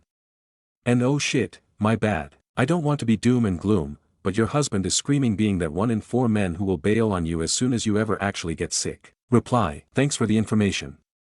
I think this will be something I should keep in mind as I make my decision for next step. Commenter 2. I've had 3 of these surgeries, excision biopsies at 26, 32, 39, and now facing a new lump at 44. I had an unusual variation on what was assumed to be another fibroadenoma, called a phyllodes sp. tumor. Benign but problematic, I guess, for their risk of accelerated growth. Anyways, that 1 and 2 was figured out by a top specialist at a fantastic center. When I got number 3, ID moved to a new city and did not have such a great team.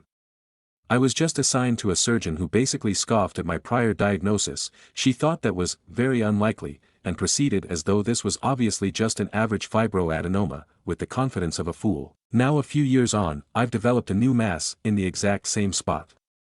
My previous doc was dismissive, arrogant and careless, and I ended up with a terrible infection and nerve damage, and now I suspect it was handled improperly and was actually another phyllodes that is now rapidly expanding from the center. But my first 2 surgeries were just great, quick efficient healing and no pain or scarring afterwards. God, I was so lucky I had no idea.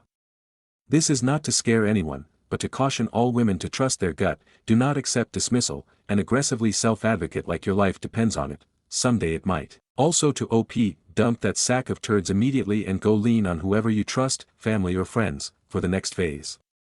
If you think facing this alone is scary, just imagine handling this situation, your own stress and fear, with handling a dude's manipulative bullshit and fighting, every day, simultaneously. Alone ends up being far more pleasant and far less stressful, and just being single isn't actually alone if you have other good people in your life. A spouse is meant to be your anchor, not a ball and chain. This man should be showing immense concern and compassion, reflecting how much he values you and your future together. What he's actually showing is contempt, and if you ask any marriage counselor, that is the one thing there is really no coming back from seriously. There's psych research on this. It's so upsetting and depressing to confront that reality, knowing how much time, effort and love you've put into someone who promised the same. How can they say they love you then act like they hate you? It's painful and makes no sense, but after you've had enough of the bile and confusion, how good would it feel to just be free? Many of us had to get to that point to realize, we'd never felt more lonely than when we were trapped in this sort of relationship. You are not alone if you leave and start over, you will be more than enough. Reply, thank you. I have a few new talking points to address with my surgeon and husband. Thank you for taking the time to write this out. Commenter 3. His co-workers have more empathy than he does. Stories number 10. Aita, for losing my mind after my wife's friend made her drink alcohol and tried to hook her up with another man. My wife went out with her friend for dinner. When her friend came over, she told us that it would just be her, my wife and her other friends, and they'll be back in 2 hours or so, and my wife didn't really want to go, but I encouraged her to have fun. I was at home looking after our daughter, but my wife after an hour suddenly texts me to pick her up and that she's drunk and there's a man next to her and she feels uncomfortable. Even if she wasn't uncomfortable, I would have went anyway. I was confused cause it was supposed to be girls only night, so why is a man involved? I asked my sil to look after my daughter and went to pick my wife up. I was angry, but I didn't want to embarrass my wife in front of everyone, so I said that my wife is drunk and she's never had alcohol and our daughter is calling for her, and I took her home. My wife told me that she was shocked to see a man joining them on dinner and he was being over-friendly with her. He grabbed her hand and kept touching her shoulder and she didn't want to drink, but everyone kept pressuring her. I told my wife it's not her fault and she shouldn't blame herself, but I wanted clarification.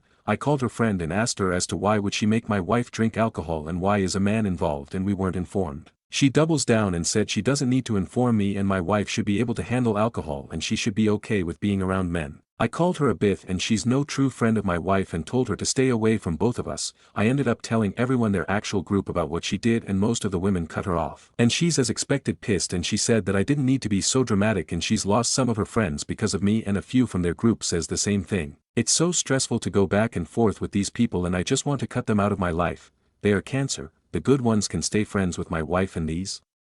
I want to ruin them. Comments. Commenter 1. The fact that your wife was uncomfortable and texted you for help means that you are 100% NTA.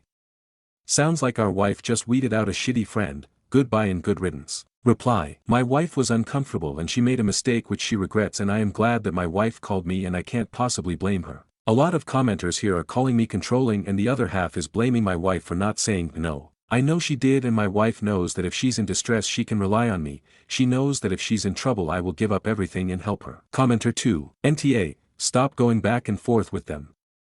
Simply say to your wife how much you appreciate her doing that.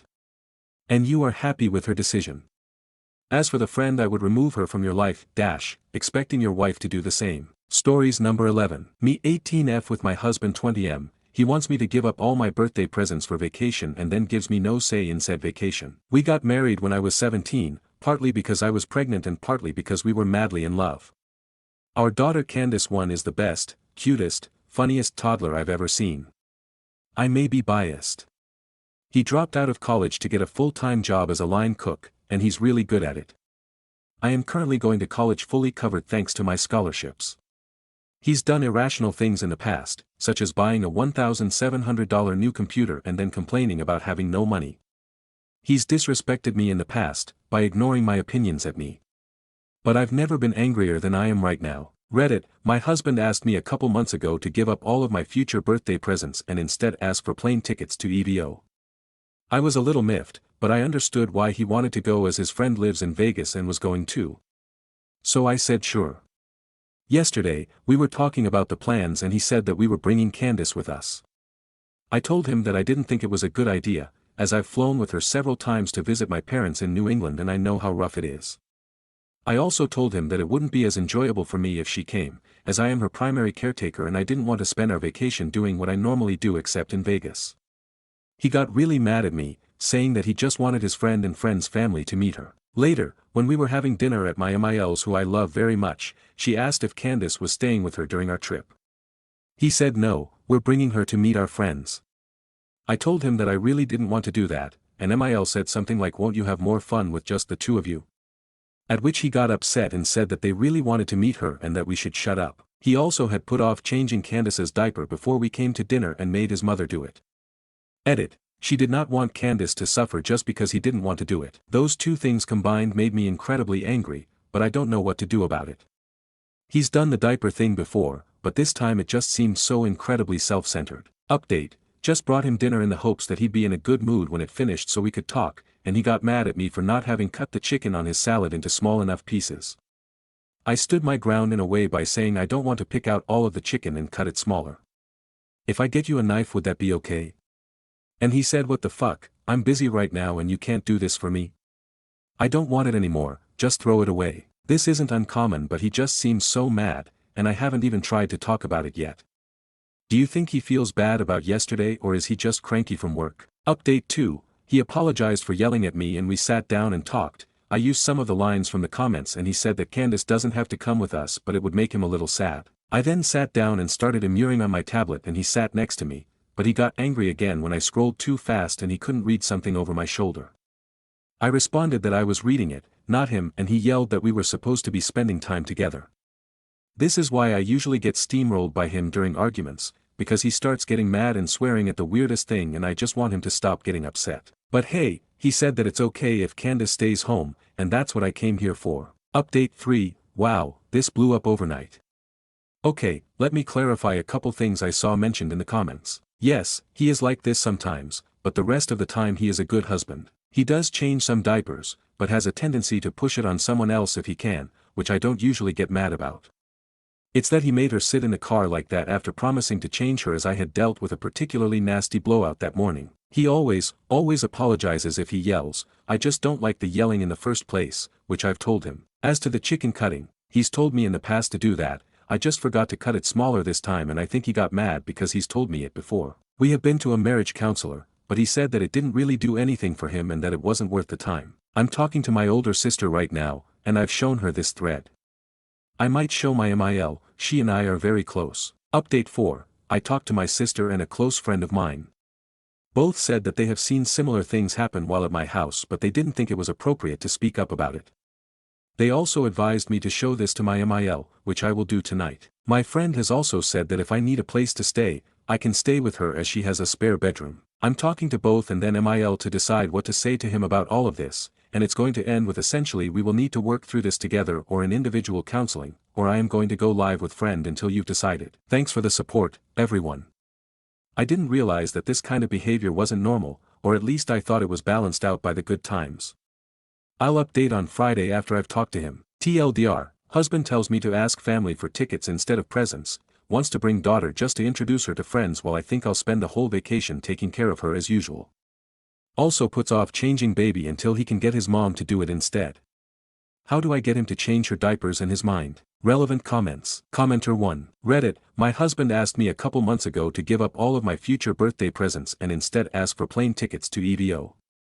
I was a little miffed, but I understood why he wanted to go as his friend lives in Vegas and was going too. So I said sure. Why did you say sure to this? Do you not understand how selfish and childish that was of him to ask? Hey babe, can we not celebrate your birthday so I can go on vacation with my friends? What? He's a father, he needs to stop buying the expensive computers, needs to get his ass back in school and it can be for culinary if he's good at it, and he needs to grow up. You don't tell someone to shut up after asking such a big favor. So he let your child have a dirty diaper on for a while because he wanted his mommy to do that? Are you kidding me? You need to have a talk with him and his mother because she's enabling this too and this shit has to stop. Reply, he's going back to school soon, but I'm a little worried that I'll still be doing all of the housework care of the baby even when we are both in school. Edit. I asked his mom not to change the diaper at the time and she said that she didn't want Candace to suffer because of his unwillingness to change it. Commenter 2, your husband is very young and has a lot of growing up to do. He's asked an enormous favor of you, one which I would never have agreed to. But having said that, if the trip goes ahead, I would strongly advise against taking your baby, especially since she has loving grandparents to take care of her. Candace won't enjoy herself, will very likely be miserable because she won't be in her usual routine, and she doesn't care at all about meeting your husband's friends. Worse will be that you, who've given up your future birthday presents, won't get to enjoy the grown-up things that Las Vegas has to offer. Please, if the trip goes ahead, insist that in this instance your husband gives in and agrees to leave your baby behind. He shouldn't get his own way 100% of the time, you're in a partnership. Reply, I completely agree with everything you said about Candace, she would be much happier at home with the people she knows. I've been trying to tell him that I don't want to bring her for that and other reasons, i.e., I don't want to do the norm but in Vegas. He just doesn't seem to understand why I feel that way. Commenter 3, no. If he wants plane tickets, he can work extra hours instead of having you give up all of your future presents. And by the way, you are also a parent of the child so you get a say in where she goes and what she does. Especially since you're taking care of the child more than him. If he wants his friends to meet your baby, they can come to you. Commenter 4, carrot everything about this. You're the wife and mother, not housemaid and baby factory. You are 50% of the relationship, you get 50% say, he gets 50% say.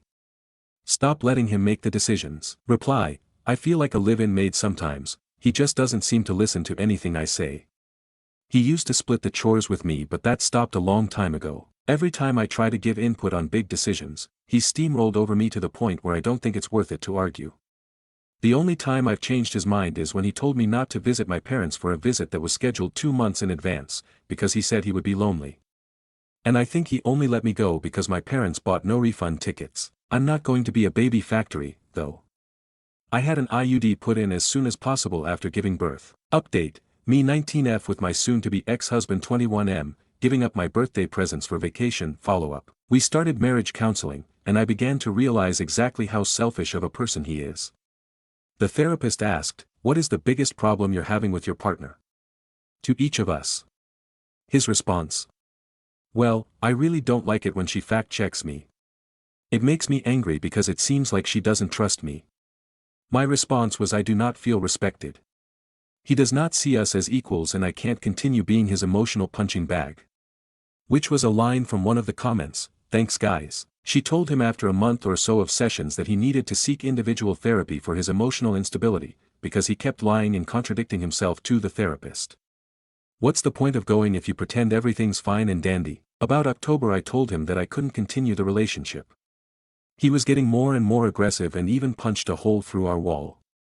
He started throwing things and his fuse was incredibly short. So I told him I was done.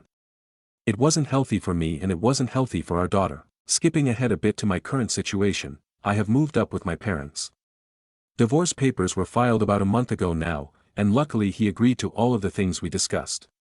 I'm very glad there was no conflict on that front, but his mom is a divorce lawyer so she wouldn't have let him mess around. Candace is very happy, because she gets to play with her grandpa anytime she wants. He's a stay-at-home parent. I don't really have any connections here other than my parents and brother, but that's okay.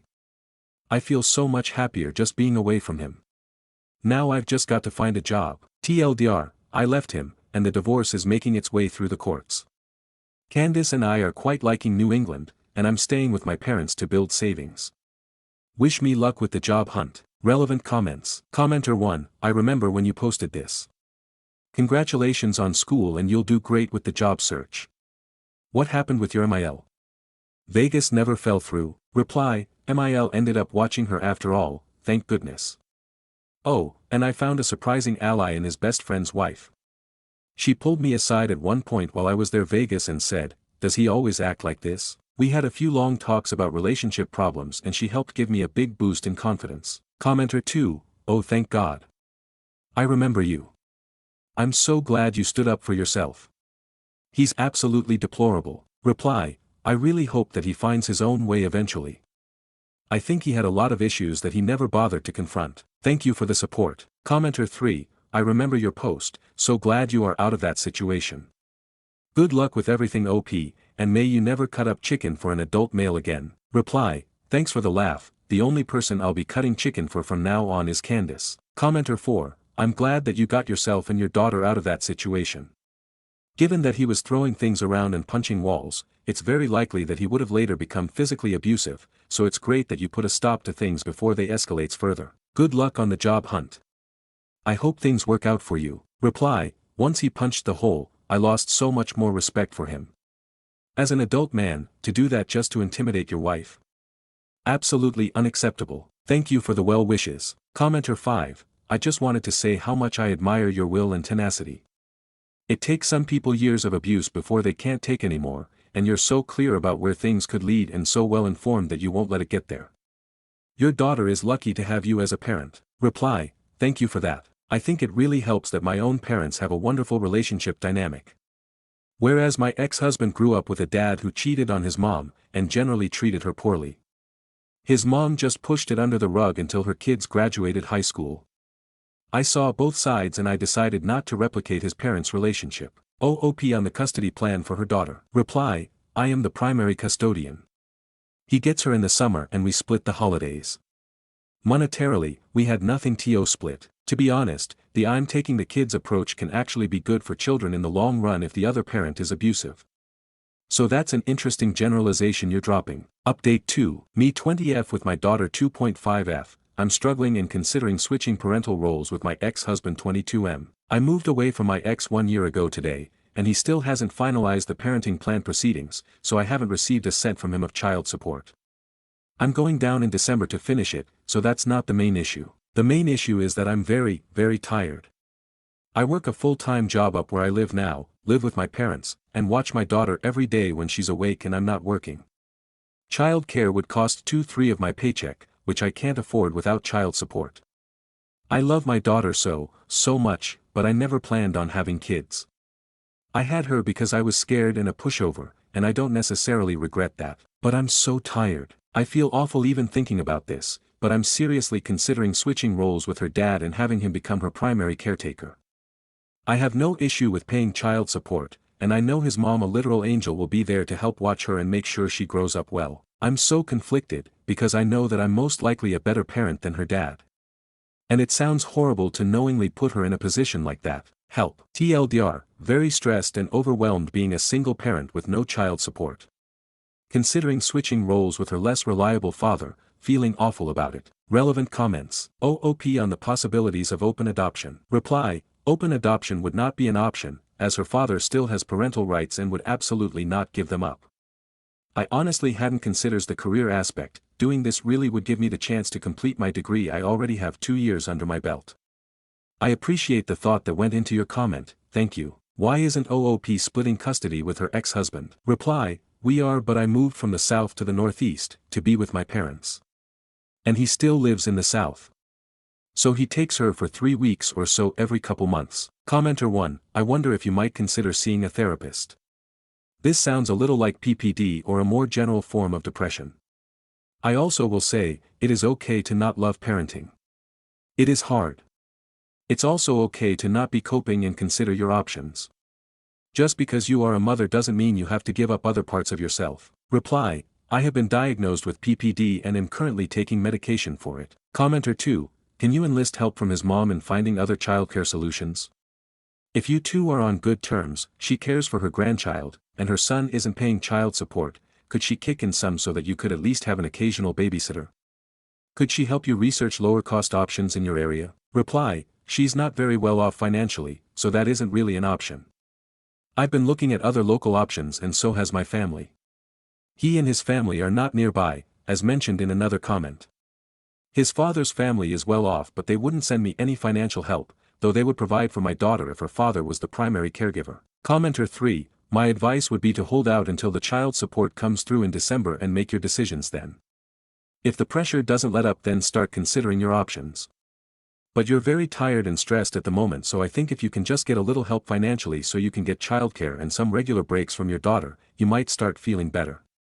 Are your parents willing to watch her also? Maybe a day and a sleepover with them on the weekend? Reply, they do watch her while I'm at work, and she's a very energetic child, so she wears them out to the point where they're already run down when I get back from work. I can't really ask any more of them. Stories number 12. I went on a date and saw my wife calling on his car Bluetooth. I 28F went on a date with a guy 30M. We met up, ate breakfast and hit the road because it's a long drive. Everything was going good, we were listening to music and just vibing, and then he gets a phone call. He was driving, so his phone was connected to the Bluetooth and I can see who was calling. The caller ID said my wife and my stomach dropped. We have been dating for 7 months and nothing he did gave any signs of him being married. He didn't pick up and let it go to voicemail. My mood instantly shifts and he asks what's wrong. I told him I saw who called and that he needed to call them back right now. He was going on about how it was his brother and I said that's BS because I saw clear as day that it said my wife. He goes on his phone and shows me his recent calls and it says big bro at the time the call came through. The thing is that when the call came through initially and he let it go to voicemail, I was staring at it in disbelief and then I looked away because I couldn't believe what I was seeing. It's possible that he changed the contact name really quick. I told him again to call the number and he doesn't show me, but he does call someone and I can hear a male voice on the line and we start arguing. He insists he doesn't have a wife and he doesn't know how that happened, etc. We get to the spot and I try to put it past me, but I can't let it go. If he had refused to show me his phone at all, I would have Ubered home. We end up leaving earlier than planned and he keeps trying to explain himself, but I can't forget the image of my wife calling. I told him I needed some space to think about what happened. Am I overreacting or is this a messed up prank? TLDR, I went on a date and saw my wife calling on his car Bluetooth. I confronted him, but he's denying everything and saying it was his brother calling. He apologized, but I don't believe him. Am I overreacting? Relevant comments. Commenter 1. Wyor. The thing is that when the call came through initially and he let it go to voicemail, I was staring at it in disbelief and then I looked away because I couldn't believe what I was seeing. It's possible that he changed the contact name really quick. Is it, though? With you in the car seat next to him and him driving? And his phone was connected to Bluetooth, so not in his hand, but he inputted a new contact name without you seeing? Perhaps I'm mistaken, but what you are suggesting sounds deeply implausible to me. He not only changed the contact name, but the number that you think was his wife was answered by a man and not his wife, who according to you had just called him and would have presumably picked up if he called right back. He didn't change the number, just the contact name. That's your theory. Please think about this more carefully and perhaps consider that you misread the contact name. Reply. His phone was connected to the Bluetooth, but he was holding his phone in his hand to change the music. I was processing what I just saw, so I wasn't looking at him after the call went to voicemail. He showed me his phone and it said big bro for the same time the call came in. I did not physically see him actually press big bro to call back. Instead I told him to call the number back and he turned his phone away and made a call. I was wondering if it was a prank because it's possible they could have planned it and he changed his brother's contact to my wife and had his brother call so I would see it on the Bluetooth and then quickly changed it when I noticed. It maybe to see my reaction. I admit if he changed the contact he would have had to have done it very quickly, and it's possible I'm overreacting and overthinking, but I know what I saw. Commenter 2. Why and how would it be a prank? Have you been to his house? Out with his friends? Some people do put sarcastic or nicknames for certain people in their contacts, but him switching up the contact name would have most likely taken some effort that you would have noticed if you were still sitting next to him. You were right to take some time to yourself. Trust your gut. Commenter 3. Could it be that he had a missed call from Big Bro just before he picked you up and he erased that call from the log? Commenter 4. I will add to this, as a married man, I have never saved my wife's contact as my wife. My married friends don't either, it's either her name or a pet name. I'm not saying it's not possible, just very odd. Final update. After my post, I listened to my gut and took a step back. I told my ex that I couldn't look at him the same after that trip and needed space. He kept reaching out with long messages declaring his love but never actually explained how my wife happened. I took Reddit's advice and did some digging. He's not on social media, but I found him on True People Search. Turns out he really isn't married, which I already suspected. I've dated enough to know when someone's hiding something big, and this didn't feel like that. So, I called and asked for the truth. He put Big Bro on the phone, who tried to claim the car had somehow saved his contacts, and that's why I saw my wife calling. Total bullshit. When I called it out, BB left the call, and I got into another argument with my ex. I told him I was done and thought that was it. Wrong. He kept sending long messages, asking to see me, and would keep calling, which I ignored, until he finally said he'd tell me the truth. At that point, that's all I wanted because I knew what I saw and felt like I was being gaslit. So, I called. Y'all, it was a test. There's no wife. No girlfriend. No significant other. He admitted to making it up because I had already been pulling away before all this, and he wanted to see if I really cared. He was crying, saying he didn't mean for it to go this far. Honestly, I at this point felt relieved. I had started to doubt myself, and I was right to trust my instincts. But that didn't change anything. I ended things again, and, of course, he went right back to the long-winded messages, so I blocked him. It's over. I'm done. Moral of the story, always trust your gut. To answer some questions. No, I've never been to his house because I only do that if I see something going somewhere. Make of that what you will. This isn't the first time he's tested me, so I already had doubts. Yes, I've met BB before but we weren't close. Turns out he was in on it the whole time. No, this isn't fake. TLDR, it was a test. There was no wife. I ended things, he kept chasing, I blocked him. Always trust your gut. Relevant comments. Commenter 1. So his end goal was what? If you stayed even though he had a wife, you were the one.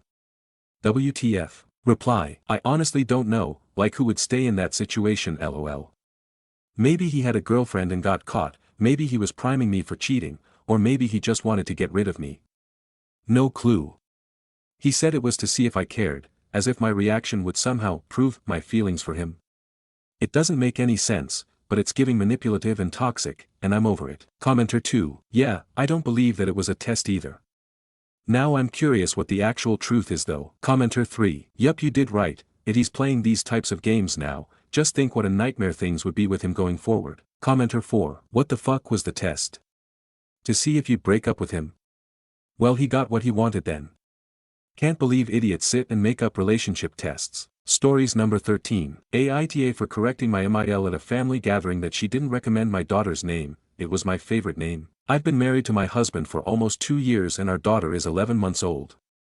When we found out we were having a girl, one of the names that was immediately top contender was the name of a character I really like in a very popular movie franchise. My husband is a huge fan of the franchise too, and with time that name just became the only one that I wanted and we landed on it and then told our parents about it. I remember my MIL questioning whether phonetically there would be an alternative spelling that could cause confusion, and I had said no it wouldn't and had explained to her the subtle difference in pronunciation, and it was a whole conversation I'd had with her. Last weekend we were at my in-laws' place for a dinner, my BL and SIL were there too. So we were watching my daughter cruising along the room, using the couches as support and looking at us to see if we were looking and then laughing. My BL's wife had remarked how radiant she looked and how she'd really taken to her name literally. My SAL then said that it was a really good choice by my MIL. I was confused. I asked what she's talking about and my SAL said that my MIL had been the one to recommend the name, right? My MIL then said yeah, that she'd said it's a good name.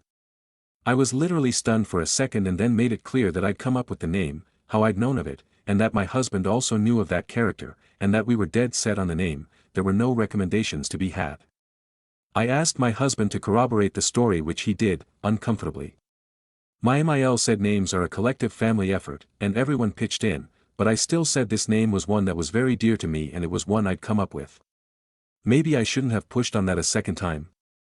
That's why I'm here. When we came home and were in bed, my husband had been getting texts from his mom and sister. He said I was right in my account of what had happened, but he also told me I'd been tactless, that we know it was my name, and our daughter has a beautiful name that suits her, why make it into something that causes bitterness? And today he had a phone call with his mom, just a regular one. I asked if she was still pissed, he said she was. He said that he understood why I did it but it wasn't the time and place. Was ITA? Update, my husband came by this on his Reddit feed FML.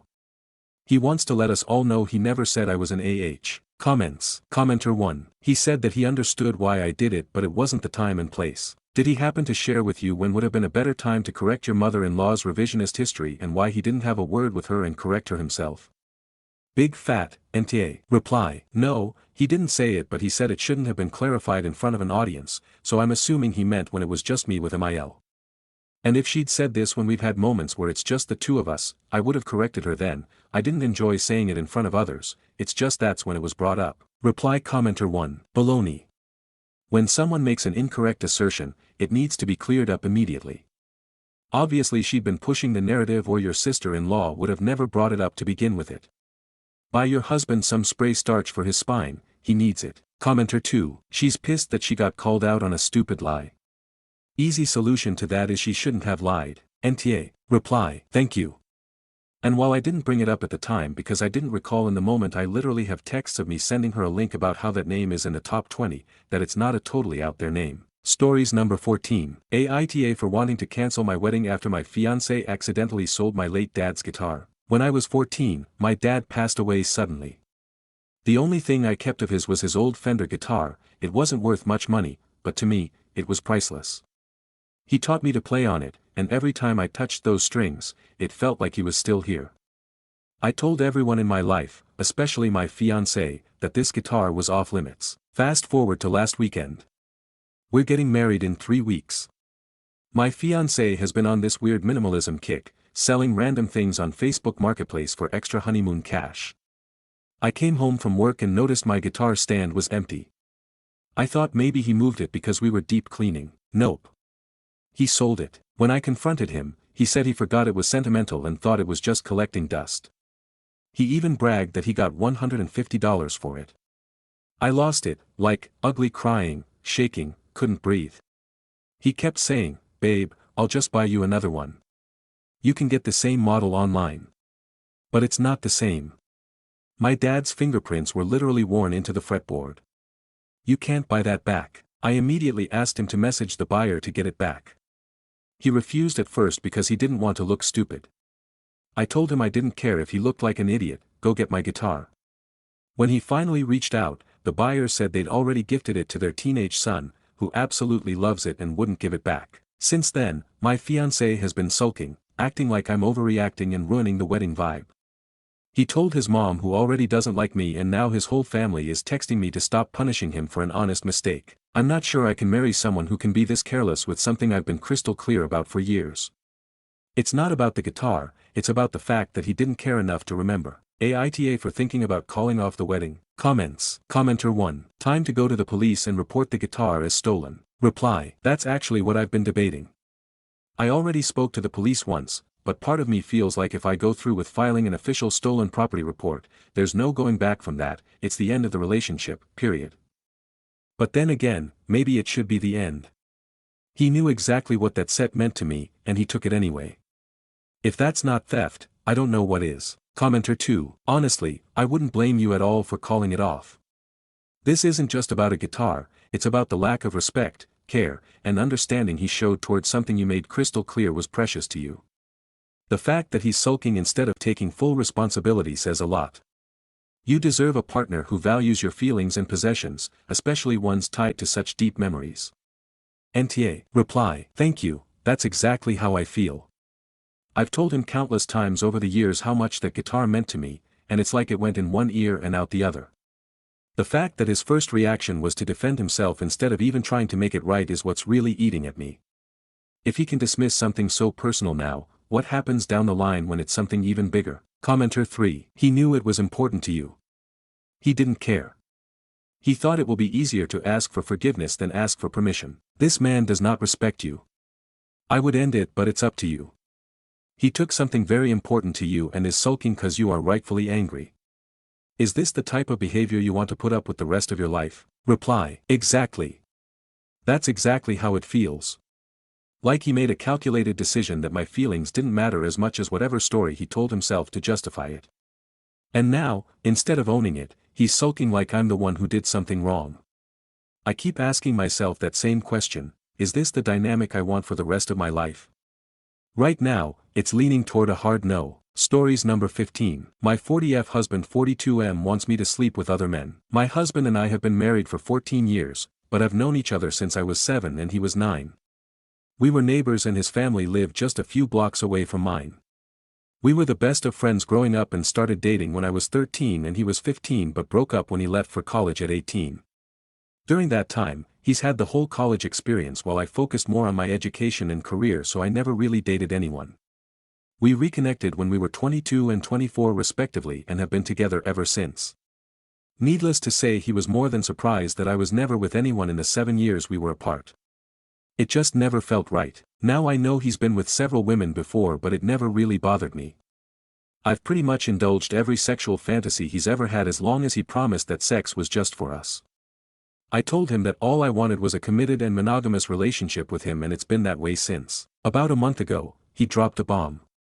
I've always encouraged him to be open and honest with me about anything, but it was still a shocker.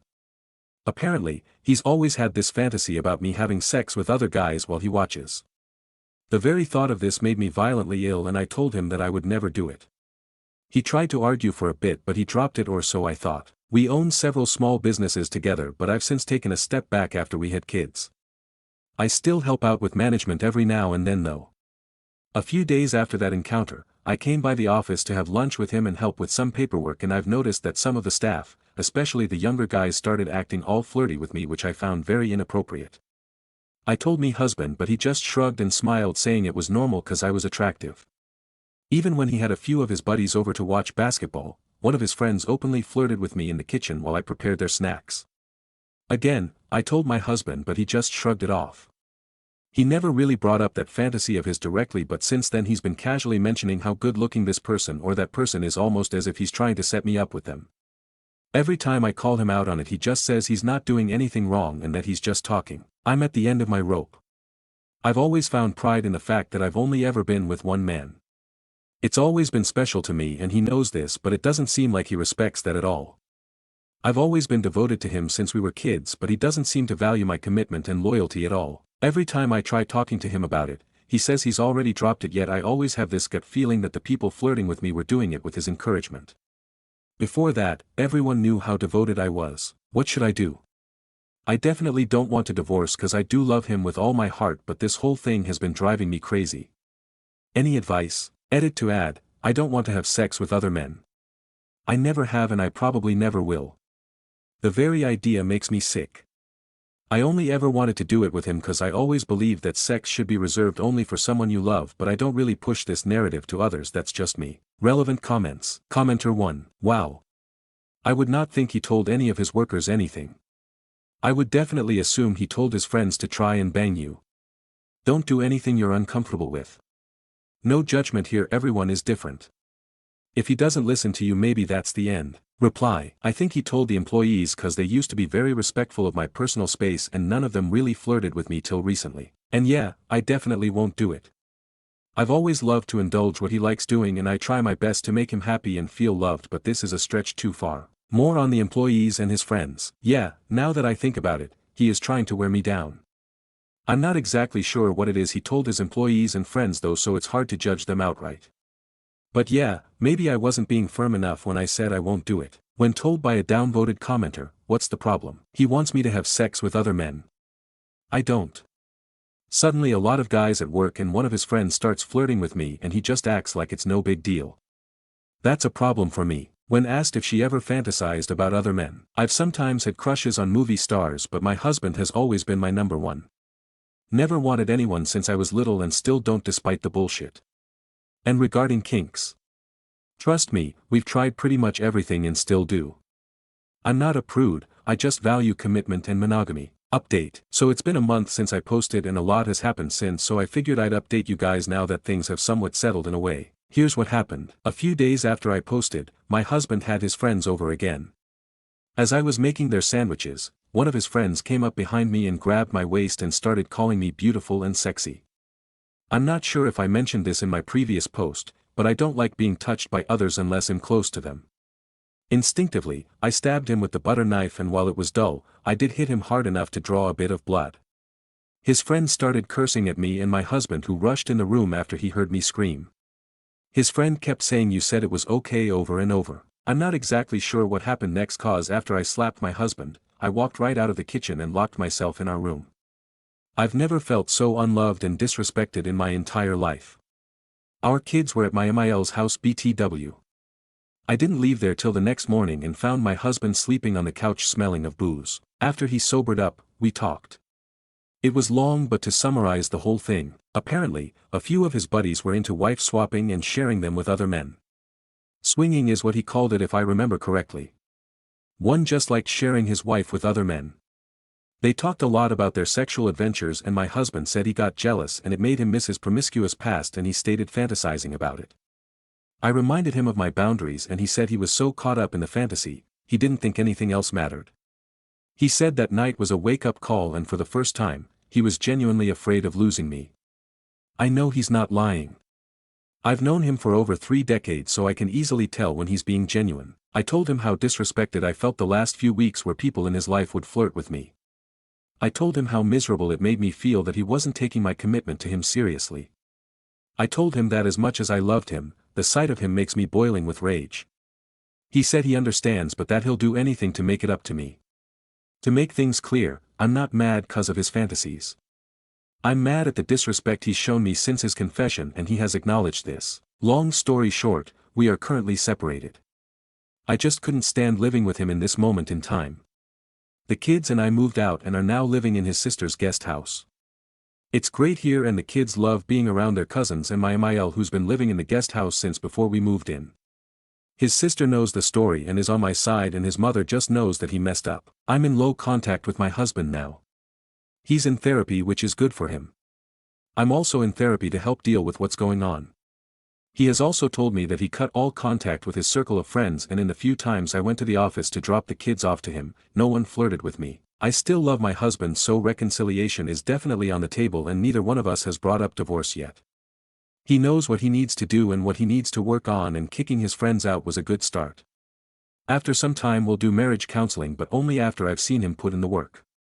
He knows he has to win me back and never take me for granted again. I'm hopeful for our family to be together again and that I can get my old loving husband back, but at the moment, I'm just trying to hold it together for my kids. This sounded more like a rant, but it's been rather cathartic. Thanks for the advice in my last post, I appreciate every single one of them. TLDR, we are separated but we both want to reconcile eventually. Edit, I'm here to clarify a few things. I didn't force him to cut off his friends.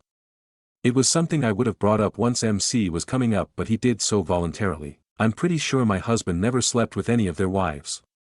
I don't doubt that he wanted to though. He simply never had the time nor the means to do so. Most of the time, him and his friends hang out at our place. All of his time in the business is accounted for, so he never comes home late, nor is he secretive of his phone. I swears up and down that he never slept with anyone else, and I've known him well enough to know he isn't lying. Reconciliation is something that's not guaranteed. He'll have to show me he's changed, or rather he's found his old self again. He'll have to sweep me off my feet again, and I definitely won't make things easy. It's not something that will happen overnight though, and I still haven't forgiven him yet. It's like I love him and hate him at the same time, if that makes sense. No, we won't be seeing other people. Final comments. Commenter 1. He gave his friends permission to touch you like you were a pet dog. Yeah, it's okay to pet OP. I don't understand how reconciliation is on the table. You deserve better. Reply. I know I deserve better, which is why we're separated. I know what kind of man he truly is, and I love that version of him more than anything, so I want nothing more than for him to find himself again. Commenter 2. That's just seeing your husband in rose-tinted glasses. This is your husband. He decided that he wanted to try and force you into this open relationship. No one forced him into it, he said it himself. He just got jealous and tried to make you play along with it. What else is he gonna get jealous of and try and force you to do? Stories number 16. Aita for temporarily moving out of the home I share with my husband until my pregnancy is over. I 30F understand this might be a confusing title that raises some eyebrows, so let me explain. My husband and I have been together for 6 years. He has 2 kids with his ex-GF. My stepson is 9 and my stepdaughter is 8. When I met him they were already broken up, and they weren't BFF levels of co-parenting, but they were civil and she was civil to me when we met. They have shared physical and legal custody, so the kids spend the same time in both homes. My husband and I got married 3 years ago and things were still good. I developed a great relationship with my stepkids. Their mom and I were on better terms than I had expected after hearing a lot of negative stories from others who had married people with kids. I would never say she and I were friends or that my husband and her were friends. But we got along well for the sake of the kids, and they were the priority for everyone involved. My husband and I started trying for a baby last year, and after a few months I became pregnant. My husband and I let his ex know just before the kids in an effort to keep full communication going. The kids were with us when we told his ex. And her response was to hang up the call the second she realized my husband was serious. All she said was, "Are you serious?" And he was like, "Yes," and then she was gone. We told the kids and they weren't excited, but they seemed okay about it.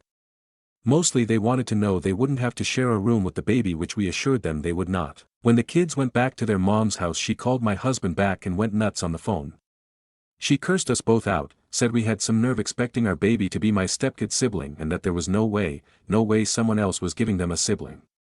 She wished for me to miscarry and told my husband that there was no way she would ever let the kids see the baby as a sibling, ever.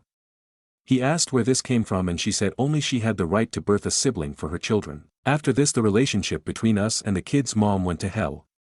She became hostile, explosively angry, and she was in the kids' ears. My husband spoke to his attorney and he was told to start documenting everything, so he did. The kids' attitude changed pretty rapidly. They were all right with my husband, but with me their attitude changed. They accused me of hurting their mom, of trying to take them away from their mom, of wanting them to love my baby more than their mom, and of saying their mom was a bad person because she couldn't have more kids. My husband and I talked to them, but they became angry. For a while it wasn't something I stressed a lot about because I believed we could figure it out after years of having good relationships. Even when they told their dad they wanted him to not have a baby with me because it made their mom sad, I thought it would be temporary. Then they started trying to hit my stomach. They would run off whenever I was alone with them. In public they would tell people they didn't know who I was. My MIL had to come over and be here while my husband was at work. My husband had to punish the kids for the violence and the behavior when simply talking to them and trying to reason wasn't working. He wanted to put them in therapy, but his ex refused to consent, and their court order states both parents need to consent to therapy. He filed in court for permission to get them therapy and with the hope of dealing with the alienation too, but we still needed to gather evidence. The physical attempts were increasing every time they came over too. They would seek me out to try and hit my stomach. I was stressing more and more and it started to reflect in my blood pressure. It was a very abrupt change and my OB was monitoring me closely and asking questions about reducing stress, but I explained I couldn't stop because I was afraid of what would happen with my stepkids. He told me I needed to reduce stress and it wasn't good for me and the baby. I was even admitted to the hospital for a few days and my blood pressure reduced, but it rose once I was back home. So my husband and I talked and I left to stay with my parents for the rest of the pregnancy. I stay in touch and we are just waiting for court now and we're hoping something positive will come from it. The kids will say they want me to lose the baby and so does their mom. My ILs know this, but they weren't happy with my decision to leave. They told me it will be harder to go back and I'm letting her win. They said it sends a terrible message to my stepkids that I don't love them enough to stay. I told my husband and he told his parents to back off. But they said part of being married and a family is staying and fighting whatever comes. Even if it means dealing with some stress. I told them it was serious and my doctor said I needed my blood pressure down. But they said it just seemed like giving up and a path to more excuses about why I can't go back when the baby's born. They brought up the fact the kid's mom is still angry and reaches out more and more to say horrible stuff too, and my husband is dealing with it all alone while I abandoned him. On that note, since we announced the pregnancy there have been more calls and texts from his ex than ever before. It's making me question myself even though I know I'm doing the right thing for my baby. It's working too because my blood pressure has improved and my stress levels have improved a lot. I have my husband's full support as well. But I am stuck asking myself, am I being an to some people even if I'm doing right by the baby and me? IDK. Aita. Comments. Commenter 1. NTA. Also, not a lawyer, but having been in your shoes, I'm give you some advice. Document everything. Yes, hubby is doing it, but you need your own records because your case against his ex is separate from his family court case. You didn't have kids with her. Get that restraining order ASAP. File emergency motions with the court for both your injunction and his motions, not the standard snail's pace BS, because she is using the children to incite violence against you and it's time sensitive and very serious. Her mental instability is very apparent, she's not safe for the kids. Install nanny cams to get videos of what the kids are doing and saying. Do not tell your husband so he doesn't slip and tell the kids or his ex. You're not lying, you're getting the evidence you need. And I meant it, you need this evidence. Record every pickup and drop off, and if it means installing a ring cam on your door or in your car, so be it. You can never have enough surveillance, which makes the best evidence. Be psychologically ready for the worst. including the end of your marriage. The relationship I was in was not as solid as yours. You sound like you and your hubby have a good relationship. Work at it. When he doesn't have the kids, have a date, and no talking about that situation. When he does have the kids, be in public with them, at the zoo, at a museum, at an event, so they're not focused on you and your pregnancy, but on their fun day, and you associate yourself with more fun and less stress. Hydrate. And get a massage. Okay. That's the best I got for you, babes. You got this.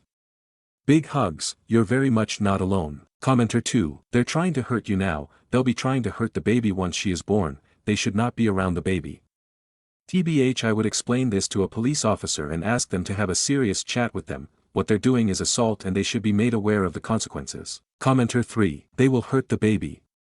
Don't let them anywhere near him. You and your husband need to put cameras in the baby's room, and in all public areas of your home. Stories number 17. Aita for telling my in-laws we're getting divorced because my wife cheated on me since they thought I was leaving her because of her weight. I 35M thought I was getting everything I ever wanted with my wife 35F when we were in our late 20s.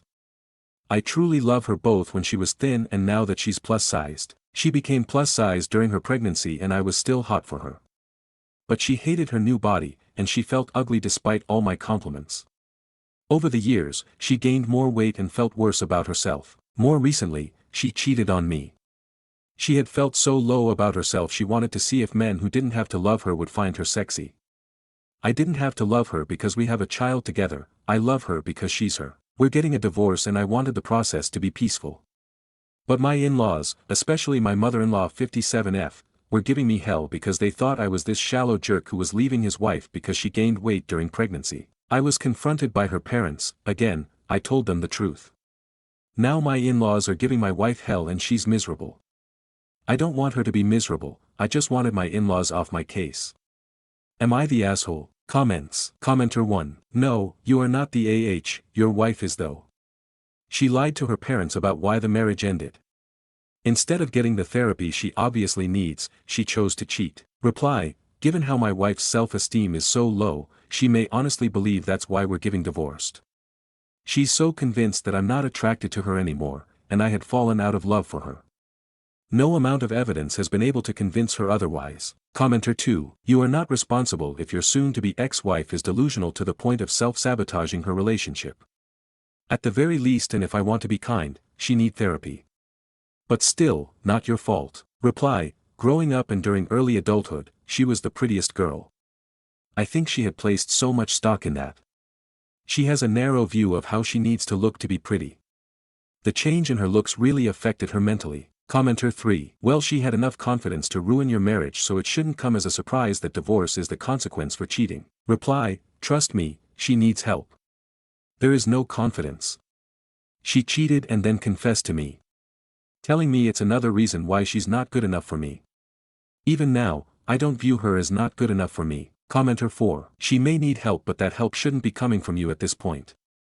You need to put yourself first and worry about your next steps. Reply, outside of communicating about our daughter, I try my hardest to avoid my. Even now, I still see my wife as the love of my life. It hurts to love her. It hurts to see. It hurts to hear her voice.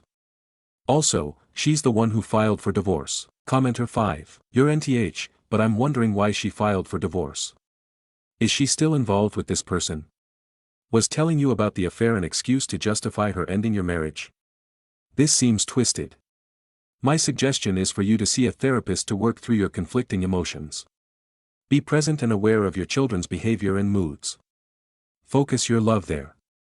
Be alert to the possibility of your child being emotionally manipulated against you. Support them financially, emotionally, and physically through your presence during your time with them. Be a good dad.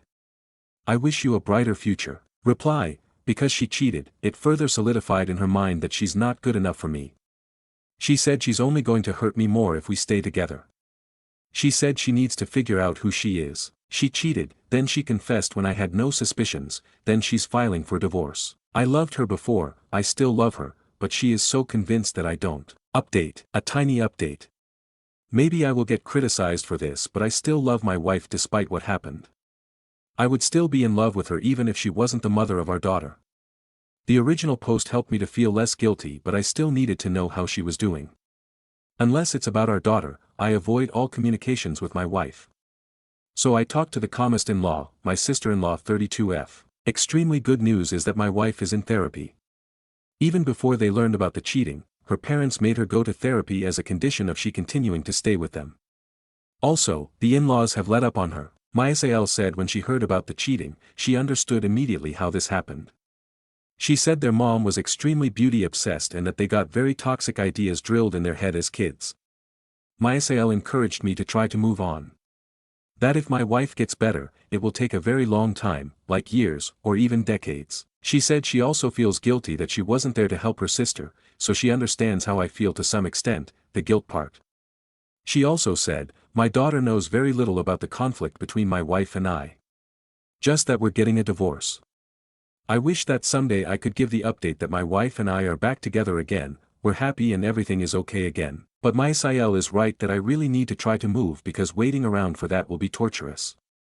I have to see if I can imagine living in a world where my wife isn't my wife. Comments. Commenter 1. Dude, you need help. You need therapy to deal with this. Reply, I agree. At this point, I'm not sure if it's just love or if something broke inside of me. I can tell you, if my wife wanted to get back together tomorrow, there's a 99% chance of me saying yes. I'm not sure if that's healthy. Commenter 2. It's not. Right now you need to protect yourself and stop worrying about her. She has her family to support her. You should take this time to figure yourself out. Commenter 3. Glad she is in therapy, but you need therapy ASAP. She betrayed you in a terrible way, but you still love her and are latching on to ideas to excuse her behavior. Her history provides context and increases the need for therapy. But it's not an excuse. Healthy adults get help for their issues before they hurt others. She needs to focus on healing so she doesn't push those toxic ideas onto your kid. You need therapy to move on, and help you guide your daughter and to recognize the signs of your wife pushing those toxic beliefs onto her so you can head them off before your daughter develops a poor self-image. If you reconcile with your wife, it should only happen after she has made some incredible steps towards healing and you are in a clearer mindset and healed from the betrayal. Basically, you should not want your old marriage back, you'd need to forge a new relationship entirely if that's possible. And you shouldn't consider until after you've each had therapy individually then did couples counseling. Stories number 18. Aita for telling my brother he cannot bring his date to my wedding. I 27F I'm getting married to my fiancé 26 mo I have been with for the last 6 years. Our wedding date is very soon and last month I asked for all RSVPs to please let me know who they were all bringing to the wedding. My brother 23M did not respond to this, so I texted him to find out who he was bringing. He acted very nonchalant and he said, oh, it's just Carrie 25F. Now me and Carrie have a very long history, but I will sum it up to the fact that she was my high school bully. I told him I'm sorry, but she will not be allowed to attend my wedding, and I stated that she bullied me throughout high school, saying things about me behind my back to several different people to the point where I only talked to 2 people my entire senior year because of her. Just a week prior to this conversation that I had with my brother, I was talking with some of my friends who still live in our hometown. And one of my friends, let's call her Chelsea 29F, told me a story about how Carrie had tried to get Chelsea's boyfriend to cheat on her with Carrie. I did tell my brother the story I was told from Chelsea about Carrie that happened 3 weeks before that conversation. My brother then stated that he would not be coming to my wedding if he could not bring Carrie with him. I said I'm sorry, but I will not have my high school bully attend my wedding. It's your choice to not come, but we would be holding a spot for him at the ceremony and reception if he decided last minute that he was going to attend. I also stated that if you would like to bring anyone else he's more than welcome to, that she is the one person that I refuse to have on my wedding. I told my mother that my brother had decided that he would not be coming to my wedding, and she cried and tried to get me to change my mind to allow her to come, but I just know having her in attendance I'd be super self-conscious about everything going on and more worried that she's gonna be talking shit about me behind my back to my family. So Reddit, am I the asshole for telling my brother that he cannot bring his +1 to my wedding? Update, for those of you that are suggesting that I have a conversation with my mom. And she has in fact, cried to both of us about the situation. I have had the conversation with my mom and she has finally come to terms with the fact that if my brother wants to be there, he will, and if he doesn't, that's his loss. My mom is more worried about it putting a rift between me and my brother than the fact that Carrie was my high school bully. My brother stated that he had not dated anyone in the last 4 years and just got the courage to ask her to come to the wedding. And now he is more embarrassed to tell her that she can't come, that he would rather not go at all. Like I said, the wedding is very soon. I will update y'all again when the wedding is over on whether he showed up or not. Comments. Commenter 1. Are you an asshole for refusing to invite your high school bully to your wedding? Oh hell no, NTA, you handled your brother's request to bring her graciously and firmly. She's not invited, and if decide not to come as well, you respect his decision and still he's welcome to attend. And your mother, oh please, she can turn off the manipulative waterworks. However, you need to have a contingency plan because your brother may show up with Ms. Thing, so you need to be prepared to kick her sad behind to the curb. Reply. One of my bridesmaids has already volunteered to kick her out if she shows up. Commenter 2. No. The thing about weddings is that they are about the bride and the groom. Not about the bratty little brother or the mom who would rather make excuses for him instead of support her daughter on her special day. I get that mom just wants everyone together, but she is directing her dismay at the wrong child. Your bother is an asshole. Try to enjoy your day. Commenter 3. NTA. Bro could bring a dead skunk from the side of the road to the wedding and that would be less inappropriate than who he has suggested. Stories number 19. My coworker is constantly out and I have to cover for him, including canceling my own vacations. The situation at my work has gotten to the point where it's so unbearable that I have thought about quitting without having another job lined up. This is my first job after college, and my second ever job. I have worked here for 17 months. I work in a department that only has 2 people, myself and my colleague Alex. Alex has worked here for almost 4 years.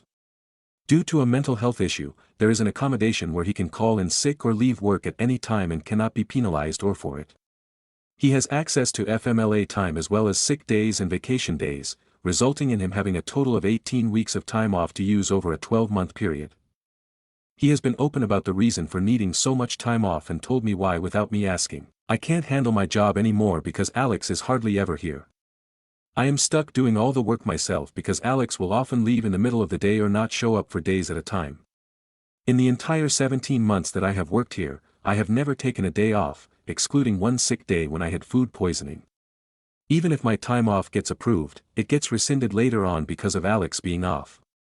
I have also had to work every weekend day that our office is open because Alex is never available to work and can't be relied upon. My manager and his manager both say that they can't do anything about Alex taking time off because of the ADA accommodation and that because they have to pay for those sick and vacation days, the company cannot afford to hire and pay another person for our department. I don't want to seem insensitive to Alex's mental illness, but I am at my wit's end. I am being crushed under the workload and I can't even get a day off to relax and recharge. The person who I replaced had 10 years with the company and took an entry-level job somewhere else because she couldn't handle working with Alex any longer and the company wanted her to postpone her honeymoon. No one from the company applied for transfer into my position, so the company had to look externally. Thinking of work now makes me sick and I am seriously considering quitting without having another job lined up. I really respect the advice you give on your blog and I would appreciate hearing what you think I should do. Update. I didn't last long after I wrote in. My life was work with the occasional sleep. I was losing weight, barely eating, and people kept telling me I looked terrible. I am not proud of this, but I ended up ghosting that job. I never thought I would do that, but I felt I had no other choice. No one had seen or heard from Alex in weeks ever since he left halfway through a project meeting. I took to heart the advice my aunt gave me when I graduated college. Your physical and mental well-being is more important than any job. My dad told me I shouldn't feel guilty because they called me in every day and at all hours. Except for one day when I had food poisoning verified by hospital. I worked every single Monday to Saturday for 18 months, including holidays like Thanksgiving and Christmas, for 8 to 12 hours a day. I moved back to my hometown. I had moved to a different city for college and stayed there once I graduated because that job was there. My uncle owns his own business. He had 2 employees about to go on parental leave at the same time and needed someone to cover while they were off. I found an apartment in the same complex my brother and 2 of my cousins live in, and my dad and brother came up to help me take my things to my new place so I didn't have to spend money on movers. My landlord was sympathetic to my situation and allowed me to break my lease without penalty or a hit to my credit in exchange for me paying an extra month of rent. Before I left I still had 6 months. Since I was moving to a place with a new area code, I got a new phone number and cancelled my old one. I also got a new email when I switched internet providers. I didn't tell anyone at my work that I was moving or what my new address, email, or phone number was. My last day was 18 months to the day after I started there. I left for my hometown with my dad and brother that night. No one at my work had any idea I wasn't coming in the next day, and I can only imagine how they reacted when I stopped showing up. I was aware of the nepotism when I went to work for my uncle. He has a different surname. We didn't tell anyone we were related besides my boss and the boss above him. Both of us were clear I was to be treated the same as everyone else. If I had to interact with my uncle while at work or in front of coworkers, we treated it as employee and owner. I made sure I was always on time, worked hard and completed all my tasks on time, volunteered for other tasks when needed, didn't slack, surfed the internet or take personal calls at work, and made sure to be friendly and cheerful with all of my coworkers. I was there for 5 months. Both my boss there and my old boss from my high school while in college job agreed to be references. I left the horrible job off my resume. I was fortunate to find a new job just before my time at my uncle's company ended. Everyone knew I was there to cover temporarily, and they threw me a small party before I left. I'm thankful to my uncle for giving me a chance and to all the people I worked with there for being so nice to me. I've been at my new job for 7 months. My co-workers are great, my boss treats everyone equally, the office is only open Monday to Friday and is closed the rest of the time including all weekends and holidays. The start and end times and our 30-minute lunch are strictly enforced, and no one including managers can start early through lunch. My boss actually manages things but is still warm and not a jerk. Turnover is low. I was the first new hire in over 2 years, and there was only an opening because someone was moving abroad. I no longer stress about work. It is a relief to only work 7 hours a day, to leave work at the office. It's not the kind of work that can be done outside of the office, and to know I won't be called in on my sick days, vacation days, weekends or holidays. I'm glad to be back in my hometown near my family and old friends too. At the terrible job, Alex and I were the same title. We both had 3 weeks of vacation and 3 weeks of sick time per year. The company also paid Alex for 3 weeks of FMLA. The other 9 weeks were unpaid. The company and Alex had an agreement that instead of 9 weeks paid, 9 weeks unpaid, they would pay him 50% of his pay each day he was off, so he could spread his pay over the 18 weeks he was allowed off each calendar year.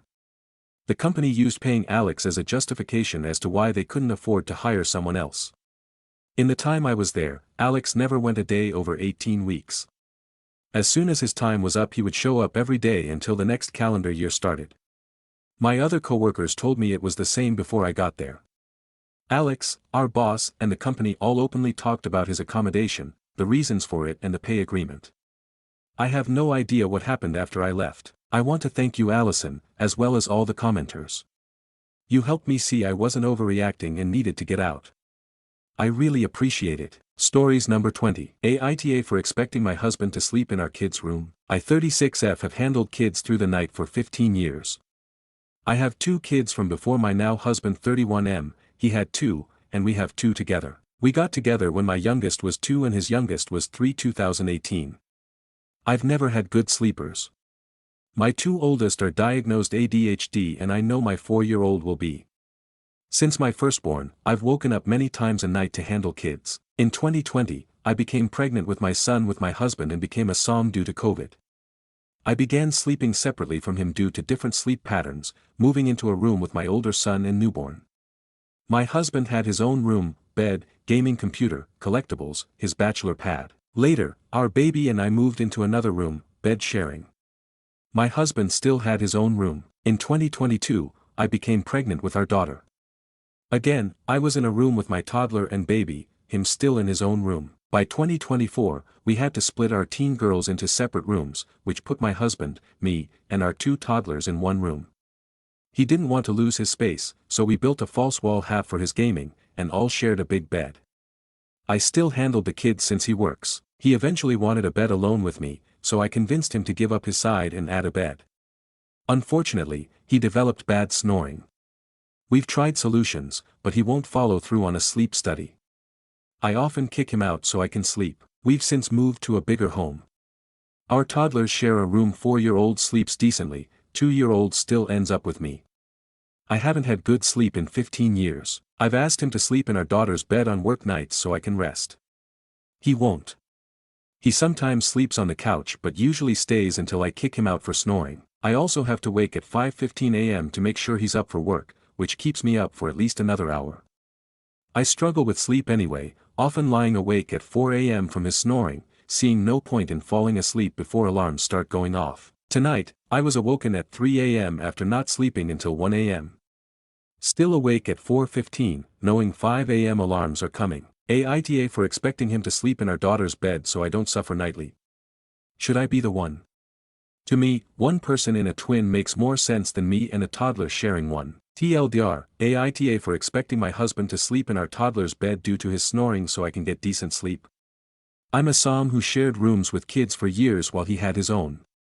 One person in a twin makes more sense than two. Comments. Commenter 1. I also have to wake at 5:15 a.m. to make sure he's up for work. Aside from all the rest of the general WTF area here, absolutely WTF is this? Why do you have to wake at 5:15 a.m. to make sure he's up? I can't help but feel that you have taken a series of quite deliberate choices over an extended period of time to completely screw yourself over and now you're sad about the inevitable result. ESH, you and he have created an unviable living situation for yourselves through a combination of not having enough space, and having too many children, and by a ridiculous division of responsibilities. You're right that it doesn't work, but that doesn't get you off the hook. This isn't something he did to you, you did it together. Commenter 2, ESH, you started this, no. You started letting children sleep with you all over the place. Literally your entire timeline has you sleeping with this one or that one, or some of them at underscore and now I don't have any kids with ADHD, but even puppies can be trained to sleep alone through the night.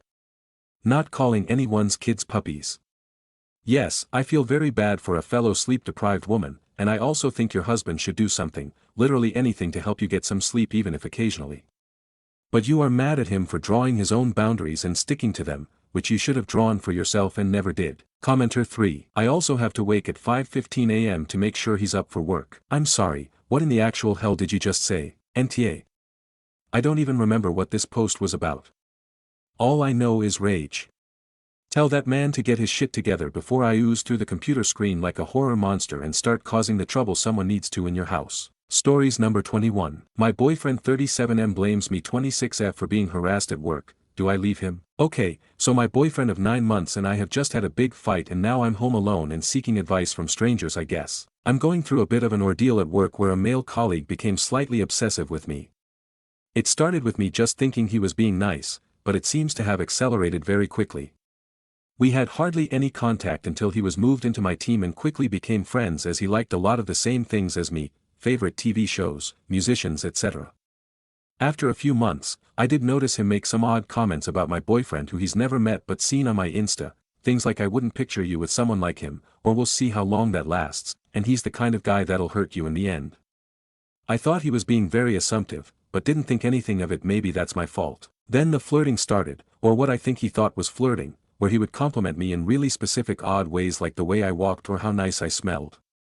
Some of the comments became quite sexual, so I started backing away from him, but as we're in the same team they continued and just got more bizarre. He'd compare me to characters in the shows we both watched but would reference specific sex scenes and how I would do it so much better. Very gross, very inappropriate I know, but I've never been one to cause a scene or get anyone into trouble, so instead thought I'd just tell him straight that he was making me uncomfortable and he needed to stop. This was yesterday and he did not take it well, shouting at me in the office. That I had no idea what the fuck I was talking about and soon I'd get it, not sure what he meant by that. He was told to go for a walk and cool off by our team leader. When he returned about 20 minutes later he immediately apologized and said he had some things going on outside of work, and assured me it'd never happen again. He even thanked me for raising how I felt and said that he'd never do anything to make me uncomfortable again. This morning I woke up to the longest string of messages I've ever received. It was sent at 1 a.m. and started by him saying that he was in love with me and we were meant to be together. The messages then range from creepy compliments to saying he was going to find out where I live. One part literally reads, I was put on this earth for you and you only, there is no other option. I won't bore everyone with putting in the whole text, as this post is already too long, but there are some things that I found very threatening. I called my manager this morning and said I wouldn't be coming into work and that I needed to formally complain about him. She was understanding, and we had a long Teams call and started the process with HR etc. So, now my boyfriend's response. This morning when I showed him the message he was supportive and insisted I don't go to work and stay at his. He wanted to call off work too and call the police, but I said I just wanted to focus on informing work today etc. and think about how to proceed. However, when he came back from work today his attitude seemed to have completely changed. He said he thought it was fucked up that I didn't go to the police and that he thinks I have feelings for this colleague. When I assured him that is not the case, he told me that guys don't write messages like that if there's nothing behind it and that I must have been at least leading this guy on for him to end up acting so irrationally. The more I tried to defend myself, the more irate he got, and he started saying that he hated how I acted so innocent all the time when he knows deep down I'm a whore and that he should have known I was a low-value woman. He's never ever called me things like that before, and it was so upsetting. Beyond that, he ended up asking me to leave, so now I've had to come back to my flat when I'm feeling pretty vulnerable and a little scared. For context, I got with my boyfriend quite quickly after I moved to the country I'm now living in, so my only friends are his friends. All my family and friends are back in my home country, so nowhere else to go. I really think that what has happened is not my fault, and I'm incredibly disappointed with his reaction, especially when for the past few weeks I've told him how uncomfortable this guy has been making me, etc., so he's been kept informed. However, think it's important to note for context that he was previously cheated on by his ex-fiancée, so I know that any hint of cheating is a big trigger for him, which may explain his reaction. So, do I break up with him? Sorry for the dragged out tale, but wanted people to have all the context. And a bit of a rant, to be honest, as I don't want to tell my family all this, it'll just worry them considering they are so far away. Relevant comments. Commenter 1. Please go to the police about your coworker. I think you are underreacting to the danger he poses to your safety. His obsessive behavior is really scary and it sounds like it will only escalate. As for your boyfriend, the low-value woman comment seems like he has been red-pilled. At the heart of his outbreak is probably fear and concern, but it's really troubling that he is taking it out on you. This might be a good time to leave and visit home, but not without first filing a police report. You are definitely in danger, and stalkers don't take no lightly. Reply. Thanks for your advice. I think you're right with the whole red-pilled thing, and think I know exactly who he must have spoken to yesterday to have come back with that stuff. Just very confusing when he's never indicated thinking that way himself before. I'm going to see if he reaches out to talk, but nothing so far. As for the coworker, I've stayed home again today but have an in-person meeting later with my manager and HR as they've opened an investigation. I've blocked my colleague on everything, which I think some comments said was a bad idea, but I didn't realize, so haven't heard anything from him, but that almost is making me more nervous and paranoid. A work friend is going to come over later to talk about involving the police, etc. Thanks again for taking the time to comment, it's really appreciated. Update. Quite delayed, it's been a journey, but I had some lovely concerned messages, so wanted to post a quick update. Thank you for everyone's comments and messages. You were all bang on and I'm so glad to say I am out of this situation. Boyfriend update. He came back apologizing, as many of you predicted he would. He confirmed my assumption that he had spoken to a specific friend that day who had gotten him riled up on the idea that it's always the girls who seem innocent that aren't, and that I had clearly been cheating with this coworker. At first he did pretty well at apologizing and taking accountability on the phone, but when we met up I could see he was still angry at me for some reason. Turns out he felt abandoned by me because I wasn't the first to reach out after the fight. That's when I knew it was over and I couldn't forgive him. How he was making this situation about himself still blows my mind. I left him, received some more red pill abuse and have heard nothing since. Good riddance. Stalker update. Things got a little scary. I returned to work while he was suspended under investigation. Only 1 week later I had gone out for dinner, and when I returned home he was standing outside my apartment building. It was dark and he was wearing a hoodie, so I didn't realize it was him until I got close enough to see his face. I completely froze, and for a second I stupidly thought he was going to apologize and beg not to get him fired or something, but instead he said he'd missed me. I have no idea how this man found out where I live, but I think he is very unwell. I backed away into the street, but he grabbed me into a hug or something, not totally sure of his intentions. Luckily some passers-by heard me shouting for him to get off and intervened forcibly, had to get him to let go. He then ran away. I finally went to the police and started the process of getting a restraining order. Even after this, I received sexually explicit emails from weird email addresses and requests from newly made Insta accounts. I have since deleted and remade all accounts. After this experience, I have moved back to my home country. I wish I'd been brave enough to stay, but I was honestly living in fear, not to be dramatic, and just didn't have the support of friends and family that I needed. Anyway, just wanted to thank all you strangers again that made me feel justified in my feelings. I really have learned a valuable lesson to raise the alarm when you feel threatened, and truly hope none of you have to go through this experience. Also, if someone loves you they should never abandon you in times of crisis. Stay safe out there X. Relevant comments. Commenter 1. I'm so sorry you encountered such toxic people, felt threatened, abandoned, and terrified. It's awful what they put you through. You are incredibly brave for setting boundaries and sticking to them in such situations. The timeline doesn't matter. What matters is that you stood up for yourself and took action. That can be particularly difficult at work and in a romantic relationship where they seem to have been a huge part of every aspect of your life in a new country. Please know you are a strong woman for identifying what you need and what is important to you, then following through with the big life changes to make it happen. I hope you feel loved, safe, and supported. Reply. Thank you so much, I really appreciate this. It's been hard to recognize myself as strong when I feel like I ran away, but I really believe it was the best choice for me. And to be honest, I'm just so happy to be home. I hope all the best for you too. Final comment from Oop. Thank you to everyone for your comments. I've showed my mom and you've all made her cry. This was her first introduction to Reddit, so now she wants to make an account. It's crazy how much comfort all of you have brought me and feeling justified for leaving. Thank you again, and hope all the best in the world to all of you XX. Stories number 22. Aita for not opening up my wife's purse and checking it for her passport. For over a year, I have mentioned at the kitchen table during dinners that everyone in our family needs a real ID. We have an upcoming trip and I mentioned during dinner that everyone needs to bring their real ID or a passport card or a passport. My wife asked about the real ID card and it was explained to her. She was upset because 1, she doesn't want to bring her passport with her in case if she loses it. She does have a long history of losing items while traveling. 2, that I didn't mention it to her and forced her to get one. I said that you have a passport so you really don't need a real ID for this trip. If you spent the $35 for a passport card, you could use that for domestic air travel. She didn't want to spend $35 but she forgot that and placed the blame for me. We gathered the supporting documentation. Before we left the house, I asked my wife if she has her passport and she said that it is in her purse. We left for the DMV. After waiting at the DMV, we got to the window. She couldn't find her passport, therefore, we left. My wife blamed me that her passport wasn't in her purse. She said that I should have opened her purse to make sure that her passport was in her purse. I was annoyed and said, "Are you an adult or a child?" I asked 3 times about the passport, an hour before we left, 30 minutes before and when we were leaving. The response was the same: "It is in my purse." We have been married for several years and I don't open or look into her purses. Am I the AH? Stories number 23. Aita for refusing to lend my sister money after she got everything growing up. I'm 32M, the oldest of 3. My sister 27F, the youngest, and it was obvious early on who the favorite was.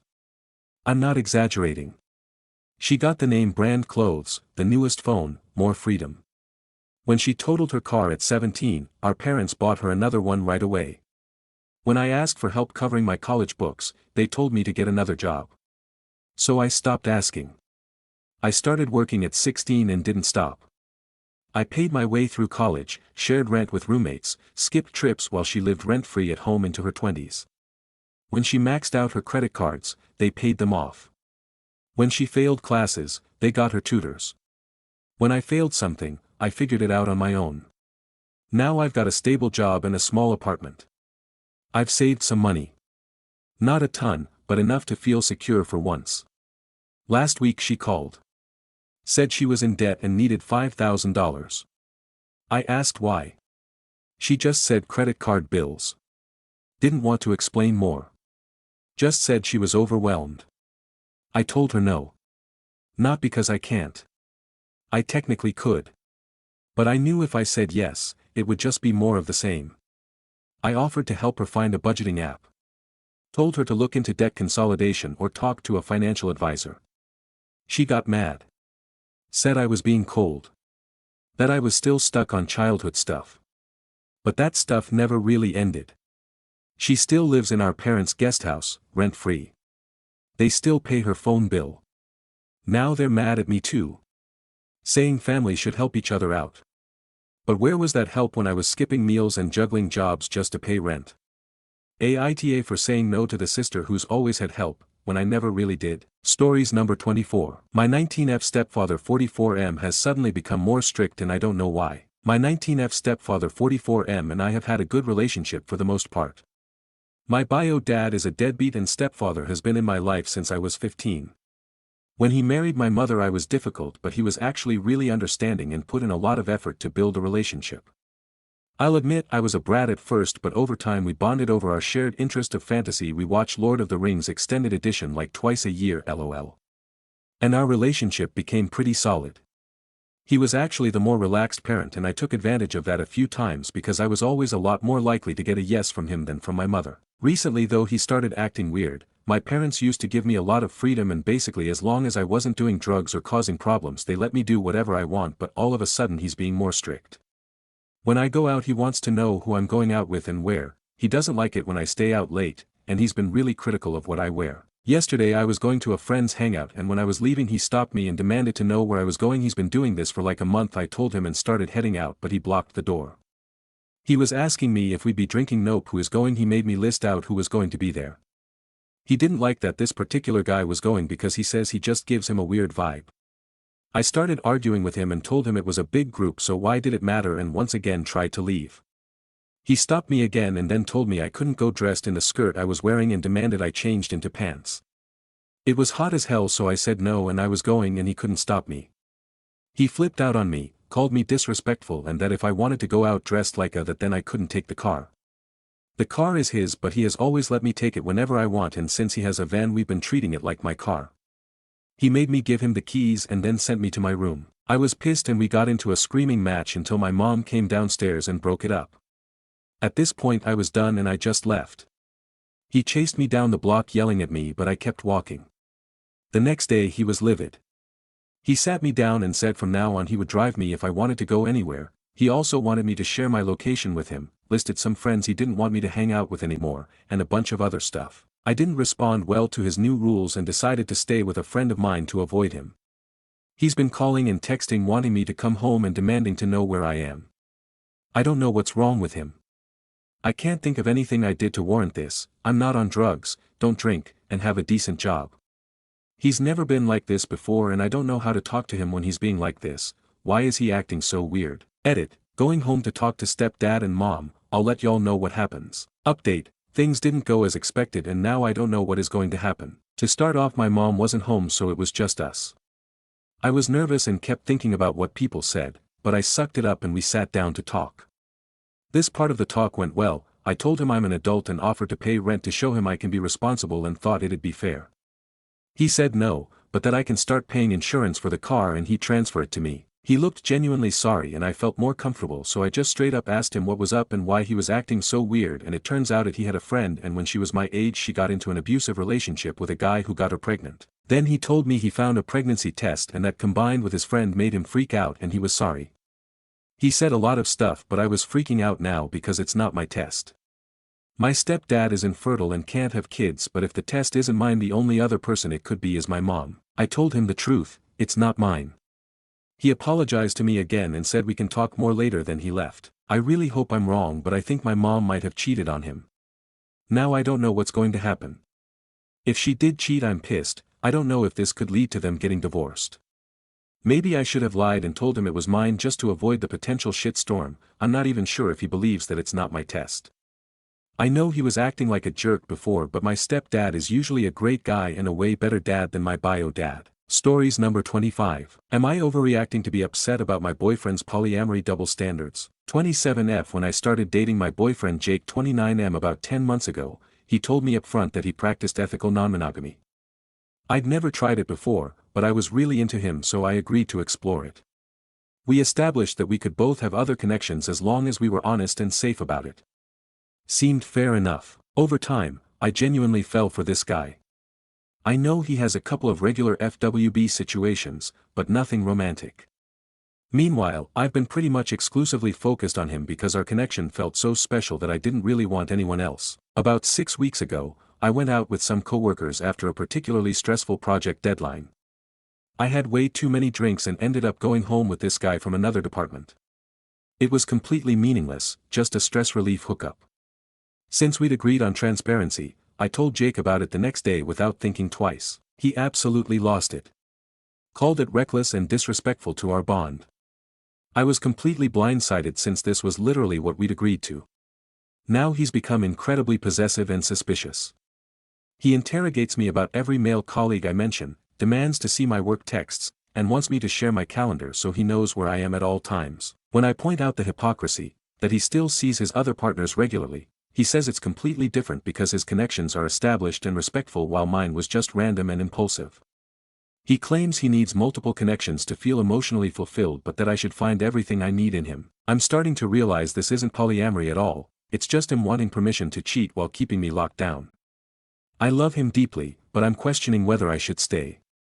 Am I missing something here? Stories number 26. Told rude lady we couldn't accept Canadian coin. This was probably about 15 years ago, back when I was still in retail and working for a popular bookstore chain in a very affluent area in the US. One lady came up and was on the phone the whole time, getting annoyed when I had to ask questions, not even looking at me, just an all-around rude turd. Anyway, I heard her say to the person on the phone that she still has so many coins left from her previous trip to Canada, and she was still trying to get rid of them. Then I saw her specifically picking out all of the Canadian coins to give to me to pay for her stuff. Normally I didn't care if a few made their way in, it happened and I didn't kick up a fuss, but it bothered me she was specifically picking them out to unload them on us. So I decided to be petty because her manners were non-existent. Sorry ma'am, I can't take these. They aren't US tender. What? Oh, who cares? Canadian money is all over and it doesn't matter. They look similar. Sorry, that's policy. I can't accept foreign money. She scoffed, rolled her eyes, and of course was grumbling and snotty when she handed me the right coins, but whatever. I made her slightly inconvenienced for her rudeness. Mwahaha. Stories number 27. I babysat the baby I used to nanny. I nannied her from when she was 5 months old to shortly after she turned 2. She just turned 4. I hadn't seen her in almost a year and felt almost certain she wouldn't really remember me. I was feeling melancholy sitting with the assumption that I'm basically just a stranger to her now. But when we were playing outside, she turned and looked at me quietly for a long moment. Then, completely unprompted, she said to me, "You used to hold me when I was a baby." I smiled at her and said, "You're right. We did all kinds of fun stuff together when you were a baby. We went for walks, we played at the park, we went swimming."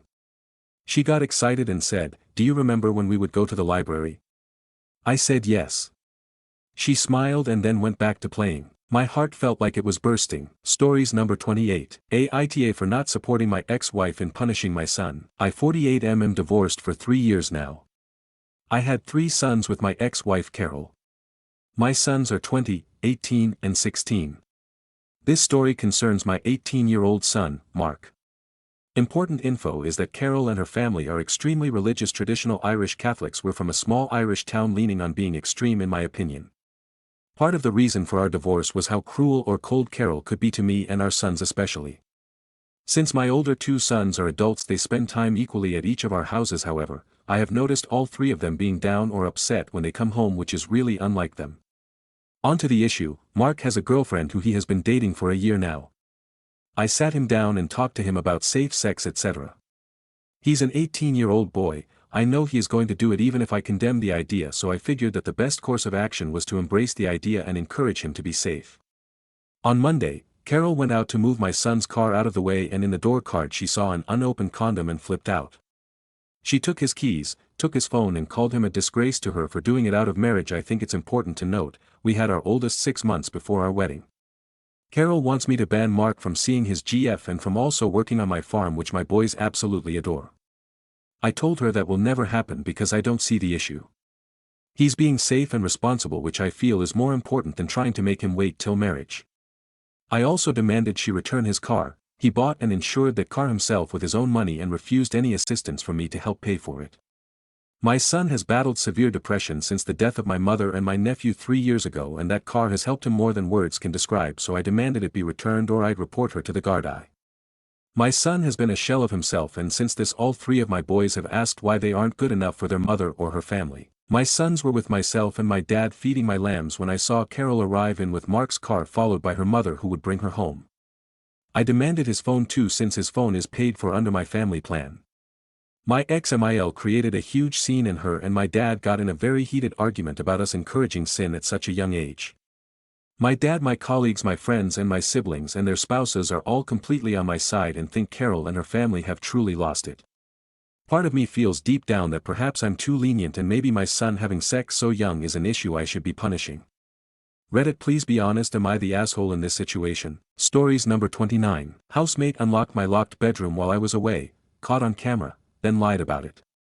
Am I overreacting? I rent a 3BR with 2 housemates, housemate 1 man and housemate 2 woman. I moved in a few months ago, via FB Marketplace ad they placed for room for rent.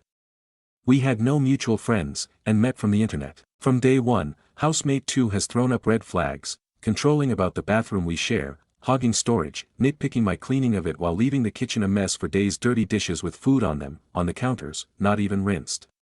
I've kept quiet to avoid drama. I'm a photographer with extremely valuable photo, video, and music gear in my room. She's been in my room before with me there and knows exactly what I own. July 1st, I leave for vacation.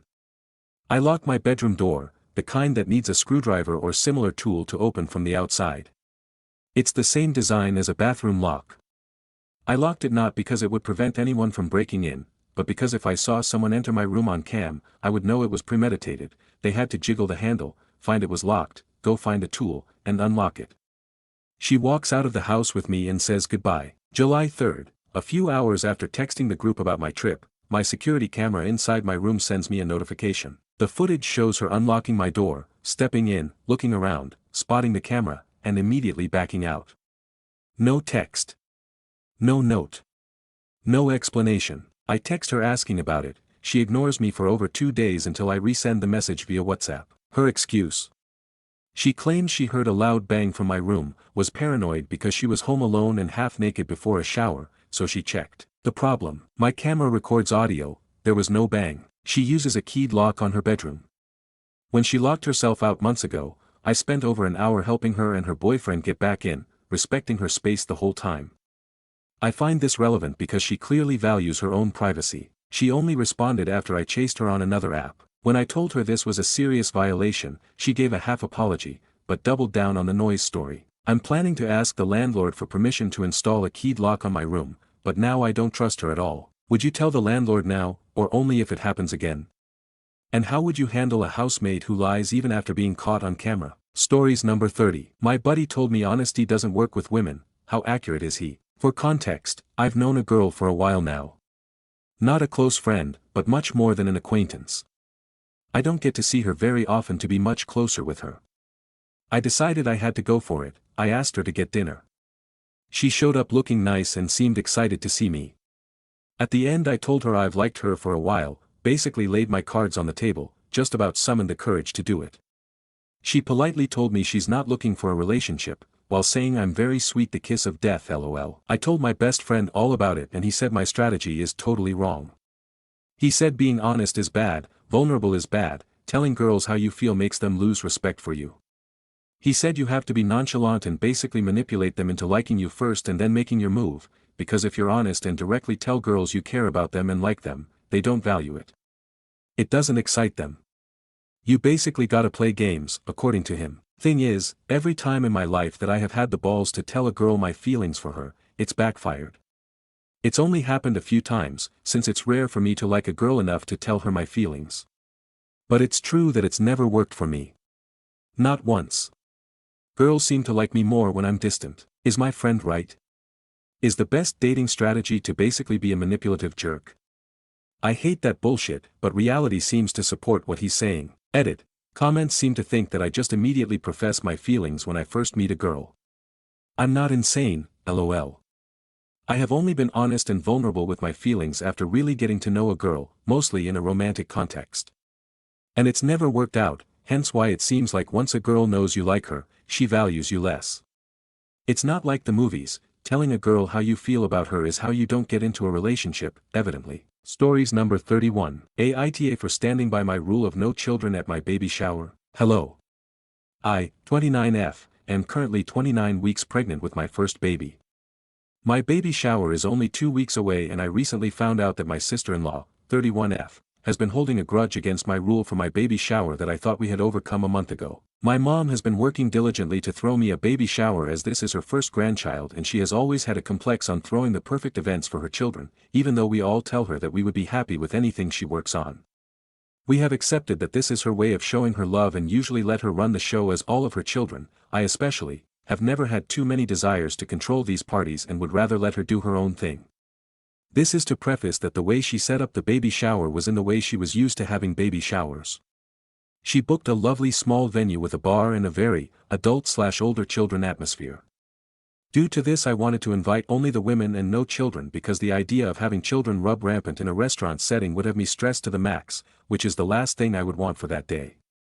I honestly prefer the way my mom had set things up to allow it to be low-key, as overly crowded events for myself make me feel uncomfortable. My side of the family is used to this kind of setup at baby showers, and honestly we did not even have to mention to them to leave their children at home with their husbands because that's just the way we have had all of our baby showers in the past with no unnecessary drama. Enter sister-in-law who has a son that will be turning 2 in a month. When we originally informed her of the rule we had set for the event, she had a meltdown.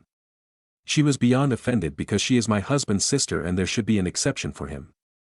Due to this, we spent almost 2 months without hearing a single thing from her, up until a month ago, where she, I assume, made the realization that I wasn't some vindictive monster and talked with her at a family barbecue like a normal adult, while playing with her son. The past month has seemed to be as normal as usual, communication has been back to normal, and I thought we were over this hump, but I was wrong.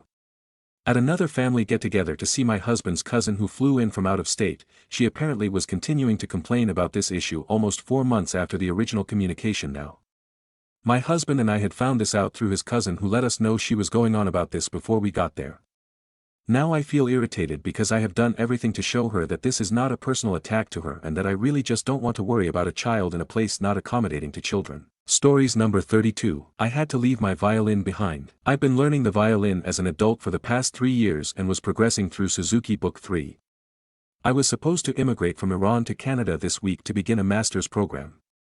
However, due to the outbreak of war and the closure of airspace, I had to travel by bus to Istanbul and then fly from there to Vancouver. Because of the 20 kilograms baggage limit on the bus compared to 46 kilograms for air travel, I could only bring one suitcase and had to leave behind many of my belongings, including my violin. I'm now in Vancouver and will be flying to Winnipeg in the next 3 weeks to begin my studies. Unfortunately, I won't have a chance to bring my violin until Christmas at the earliest. Buying a new one isn't an option either, as my budget is tight after the move. What can I do to at least partly stay in shape musically and avoid losing too much progress until I'm reunited with my instrument? P.S. I also had to leave Professor Kitty behind. OOP's violin case, music and Professor Kitty. Some of OOP's comments. Top comment. Commenter: hey, I'm in Winnipeg with a violin I don't use. It's not a very good violin but I could lend it to you for a while. Reply: hey, it would be wonderful. Commenter: renting is a good option. You could also ask your new teacher if they have a violin that you could borrow, either one of their violins or from another student. I have lent out one of my violins to another student of my son's violin teacher. Reply: I was supposed to continue violin teaching with my current teacher online. Commenter: renting is $20 to $30 a month, would that be feasible on your current budget?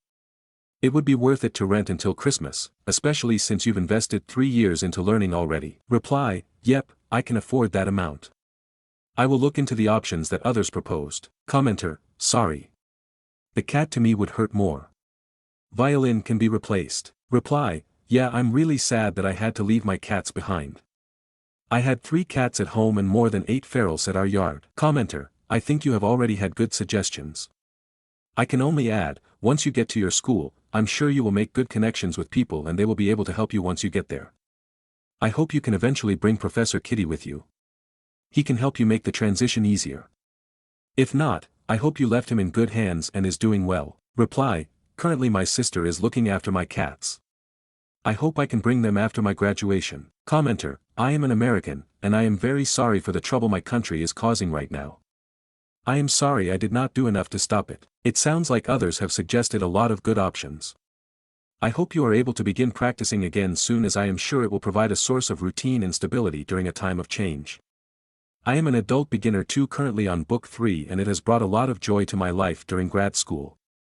I hope you will come back to this sub and update us on your progress. I work remotely for a lab in Winnipeg. The people there are very friendly and Winnipeg is a very affordable place to live. If I lived there I would buy you a coffee and we could talk about LOTR. Good luck on your journey. It will be a big adjustment, but remember, not all who wander are lost. I hope you see your kitties again soon. Reply: everyone is so helpful here. Thanks for your comment. I hope we would someday drink coffee, play Lord of the Rings card game and talk about the trilogies and books. Update post. Hey everyone. A while ago I posted about having to leave my violin behind when I was immigrating from Iran to Canada when the war broke out between Iran and Israel. A lot of you shared kind messages and great suggestions including renting. But one Redditor offered me to borrow her own violin until I can bring mine over during Christmas. We met up today in Winnipeg and I got a nice violin from her to restart my practices. Also, my uncle is coming soon and while he can't bring the violin because he has his own carry-on and backpack, he is bringing my books, so I won't need to buy new ones here. Just wanted to say thank you to everyone, and especially to Ligas. I'm very happy to start practicing again and pick up where I left off. P.S. Bonus few months old video of Professor Kitty trying to chase the music stand. Comments. Commenter 1, you're welcome. I'm glad it's with you and getting to do what a violin does for a while. Reply, thanks again. It's really a big help. You are very kind. Commenter, the story and your kitty are both so heartwarming. I wish you good luck in your further practices and hope that things turn out fine in Iran. Reply, I hope I can bring my kitty in the next 2 years too. She is currently staying with my sister, bringing havoc. Commenter, amazing that you have a violin to play in the meantime. I can't imagine the big transition moving from Iran to Canada, and I'm sure having an instrument to play helps keep you sane. Reply, yes, I'm going to take online classes with my teacher who is back in Iran. Just have to overcome 8:30 hours time difference. Commenter, I'm also a violinist in Canada, I hope you enjoy it here. There are a lot of cool classical music events here in big cities like Toronto, some are even free to watch. Reply, I checked Manitoba too. Apparently the season for chamber orchestra or some solo violin playing is going to begin in September. Have to find a job by then to afford the ticket. The cost of a piano solo I Love Piano 2 back in Iran was around $9 Canadian and a full classical orchestra was around 15 converting the local currency to CAD. But here it's around 4 times that and I have yet to earn any income. Hope I can change it soon so that I can attend classical events here too. Stories number 33. I can't take this fucking heat. Need to talk. Iraq has to be one of the worst country to live, the capital of said country is where I live, and the heat, oh god the heat. Here in Iraq we got 2 seasons, winter and summer. Right now the heat gets about up to 50 C 122 F sometimes as high up as 55 C. And it's unbearable. Now all you people who live in places where 35 seems like the end of the world, you might say things like I'm sure you have AC, your houses are built to keep the heat out. Etc. No we don't. First the AC, very expensive to run, electricity is very expensive here. We have only one AC and it's in the living room and that's it. Guess where I sleep at night, yay, I love 55 centimeters wide couches. And it only runs half the time, because unlike normal people we get 2 types of electricity, government and local.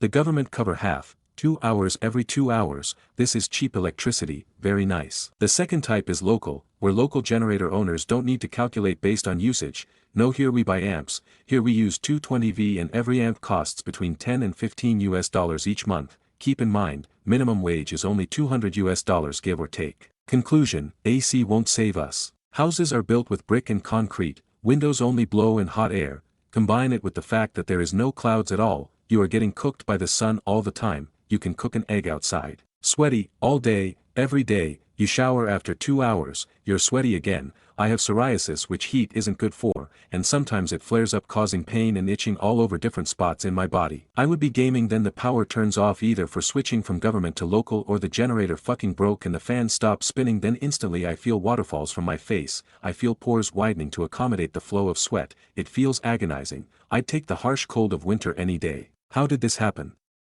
Global warming, the destruction of all vegetation, the Baghdad belt of trees, the rivers drying up because corrupt politicians sold our water they sold everything else too. If you ever feel bad about something, or feel like your world is crumbling, I hope there is inspiration that someone like me is living, in a corrupt country, run by either religious extremists or some other form of corruption, with a lower middle class family filled with mental and physical illnesses, probably will be unemployed, all while melting from the goddamn heat. But we keep going. I hope the last part wasn't cringe, but I'll be leaving it there regardless. If you made it this far, thank you.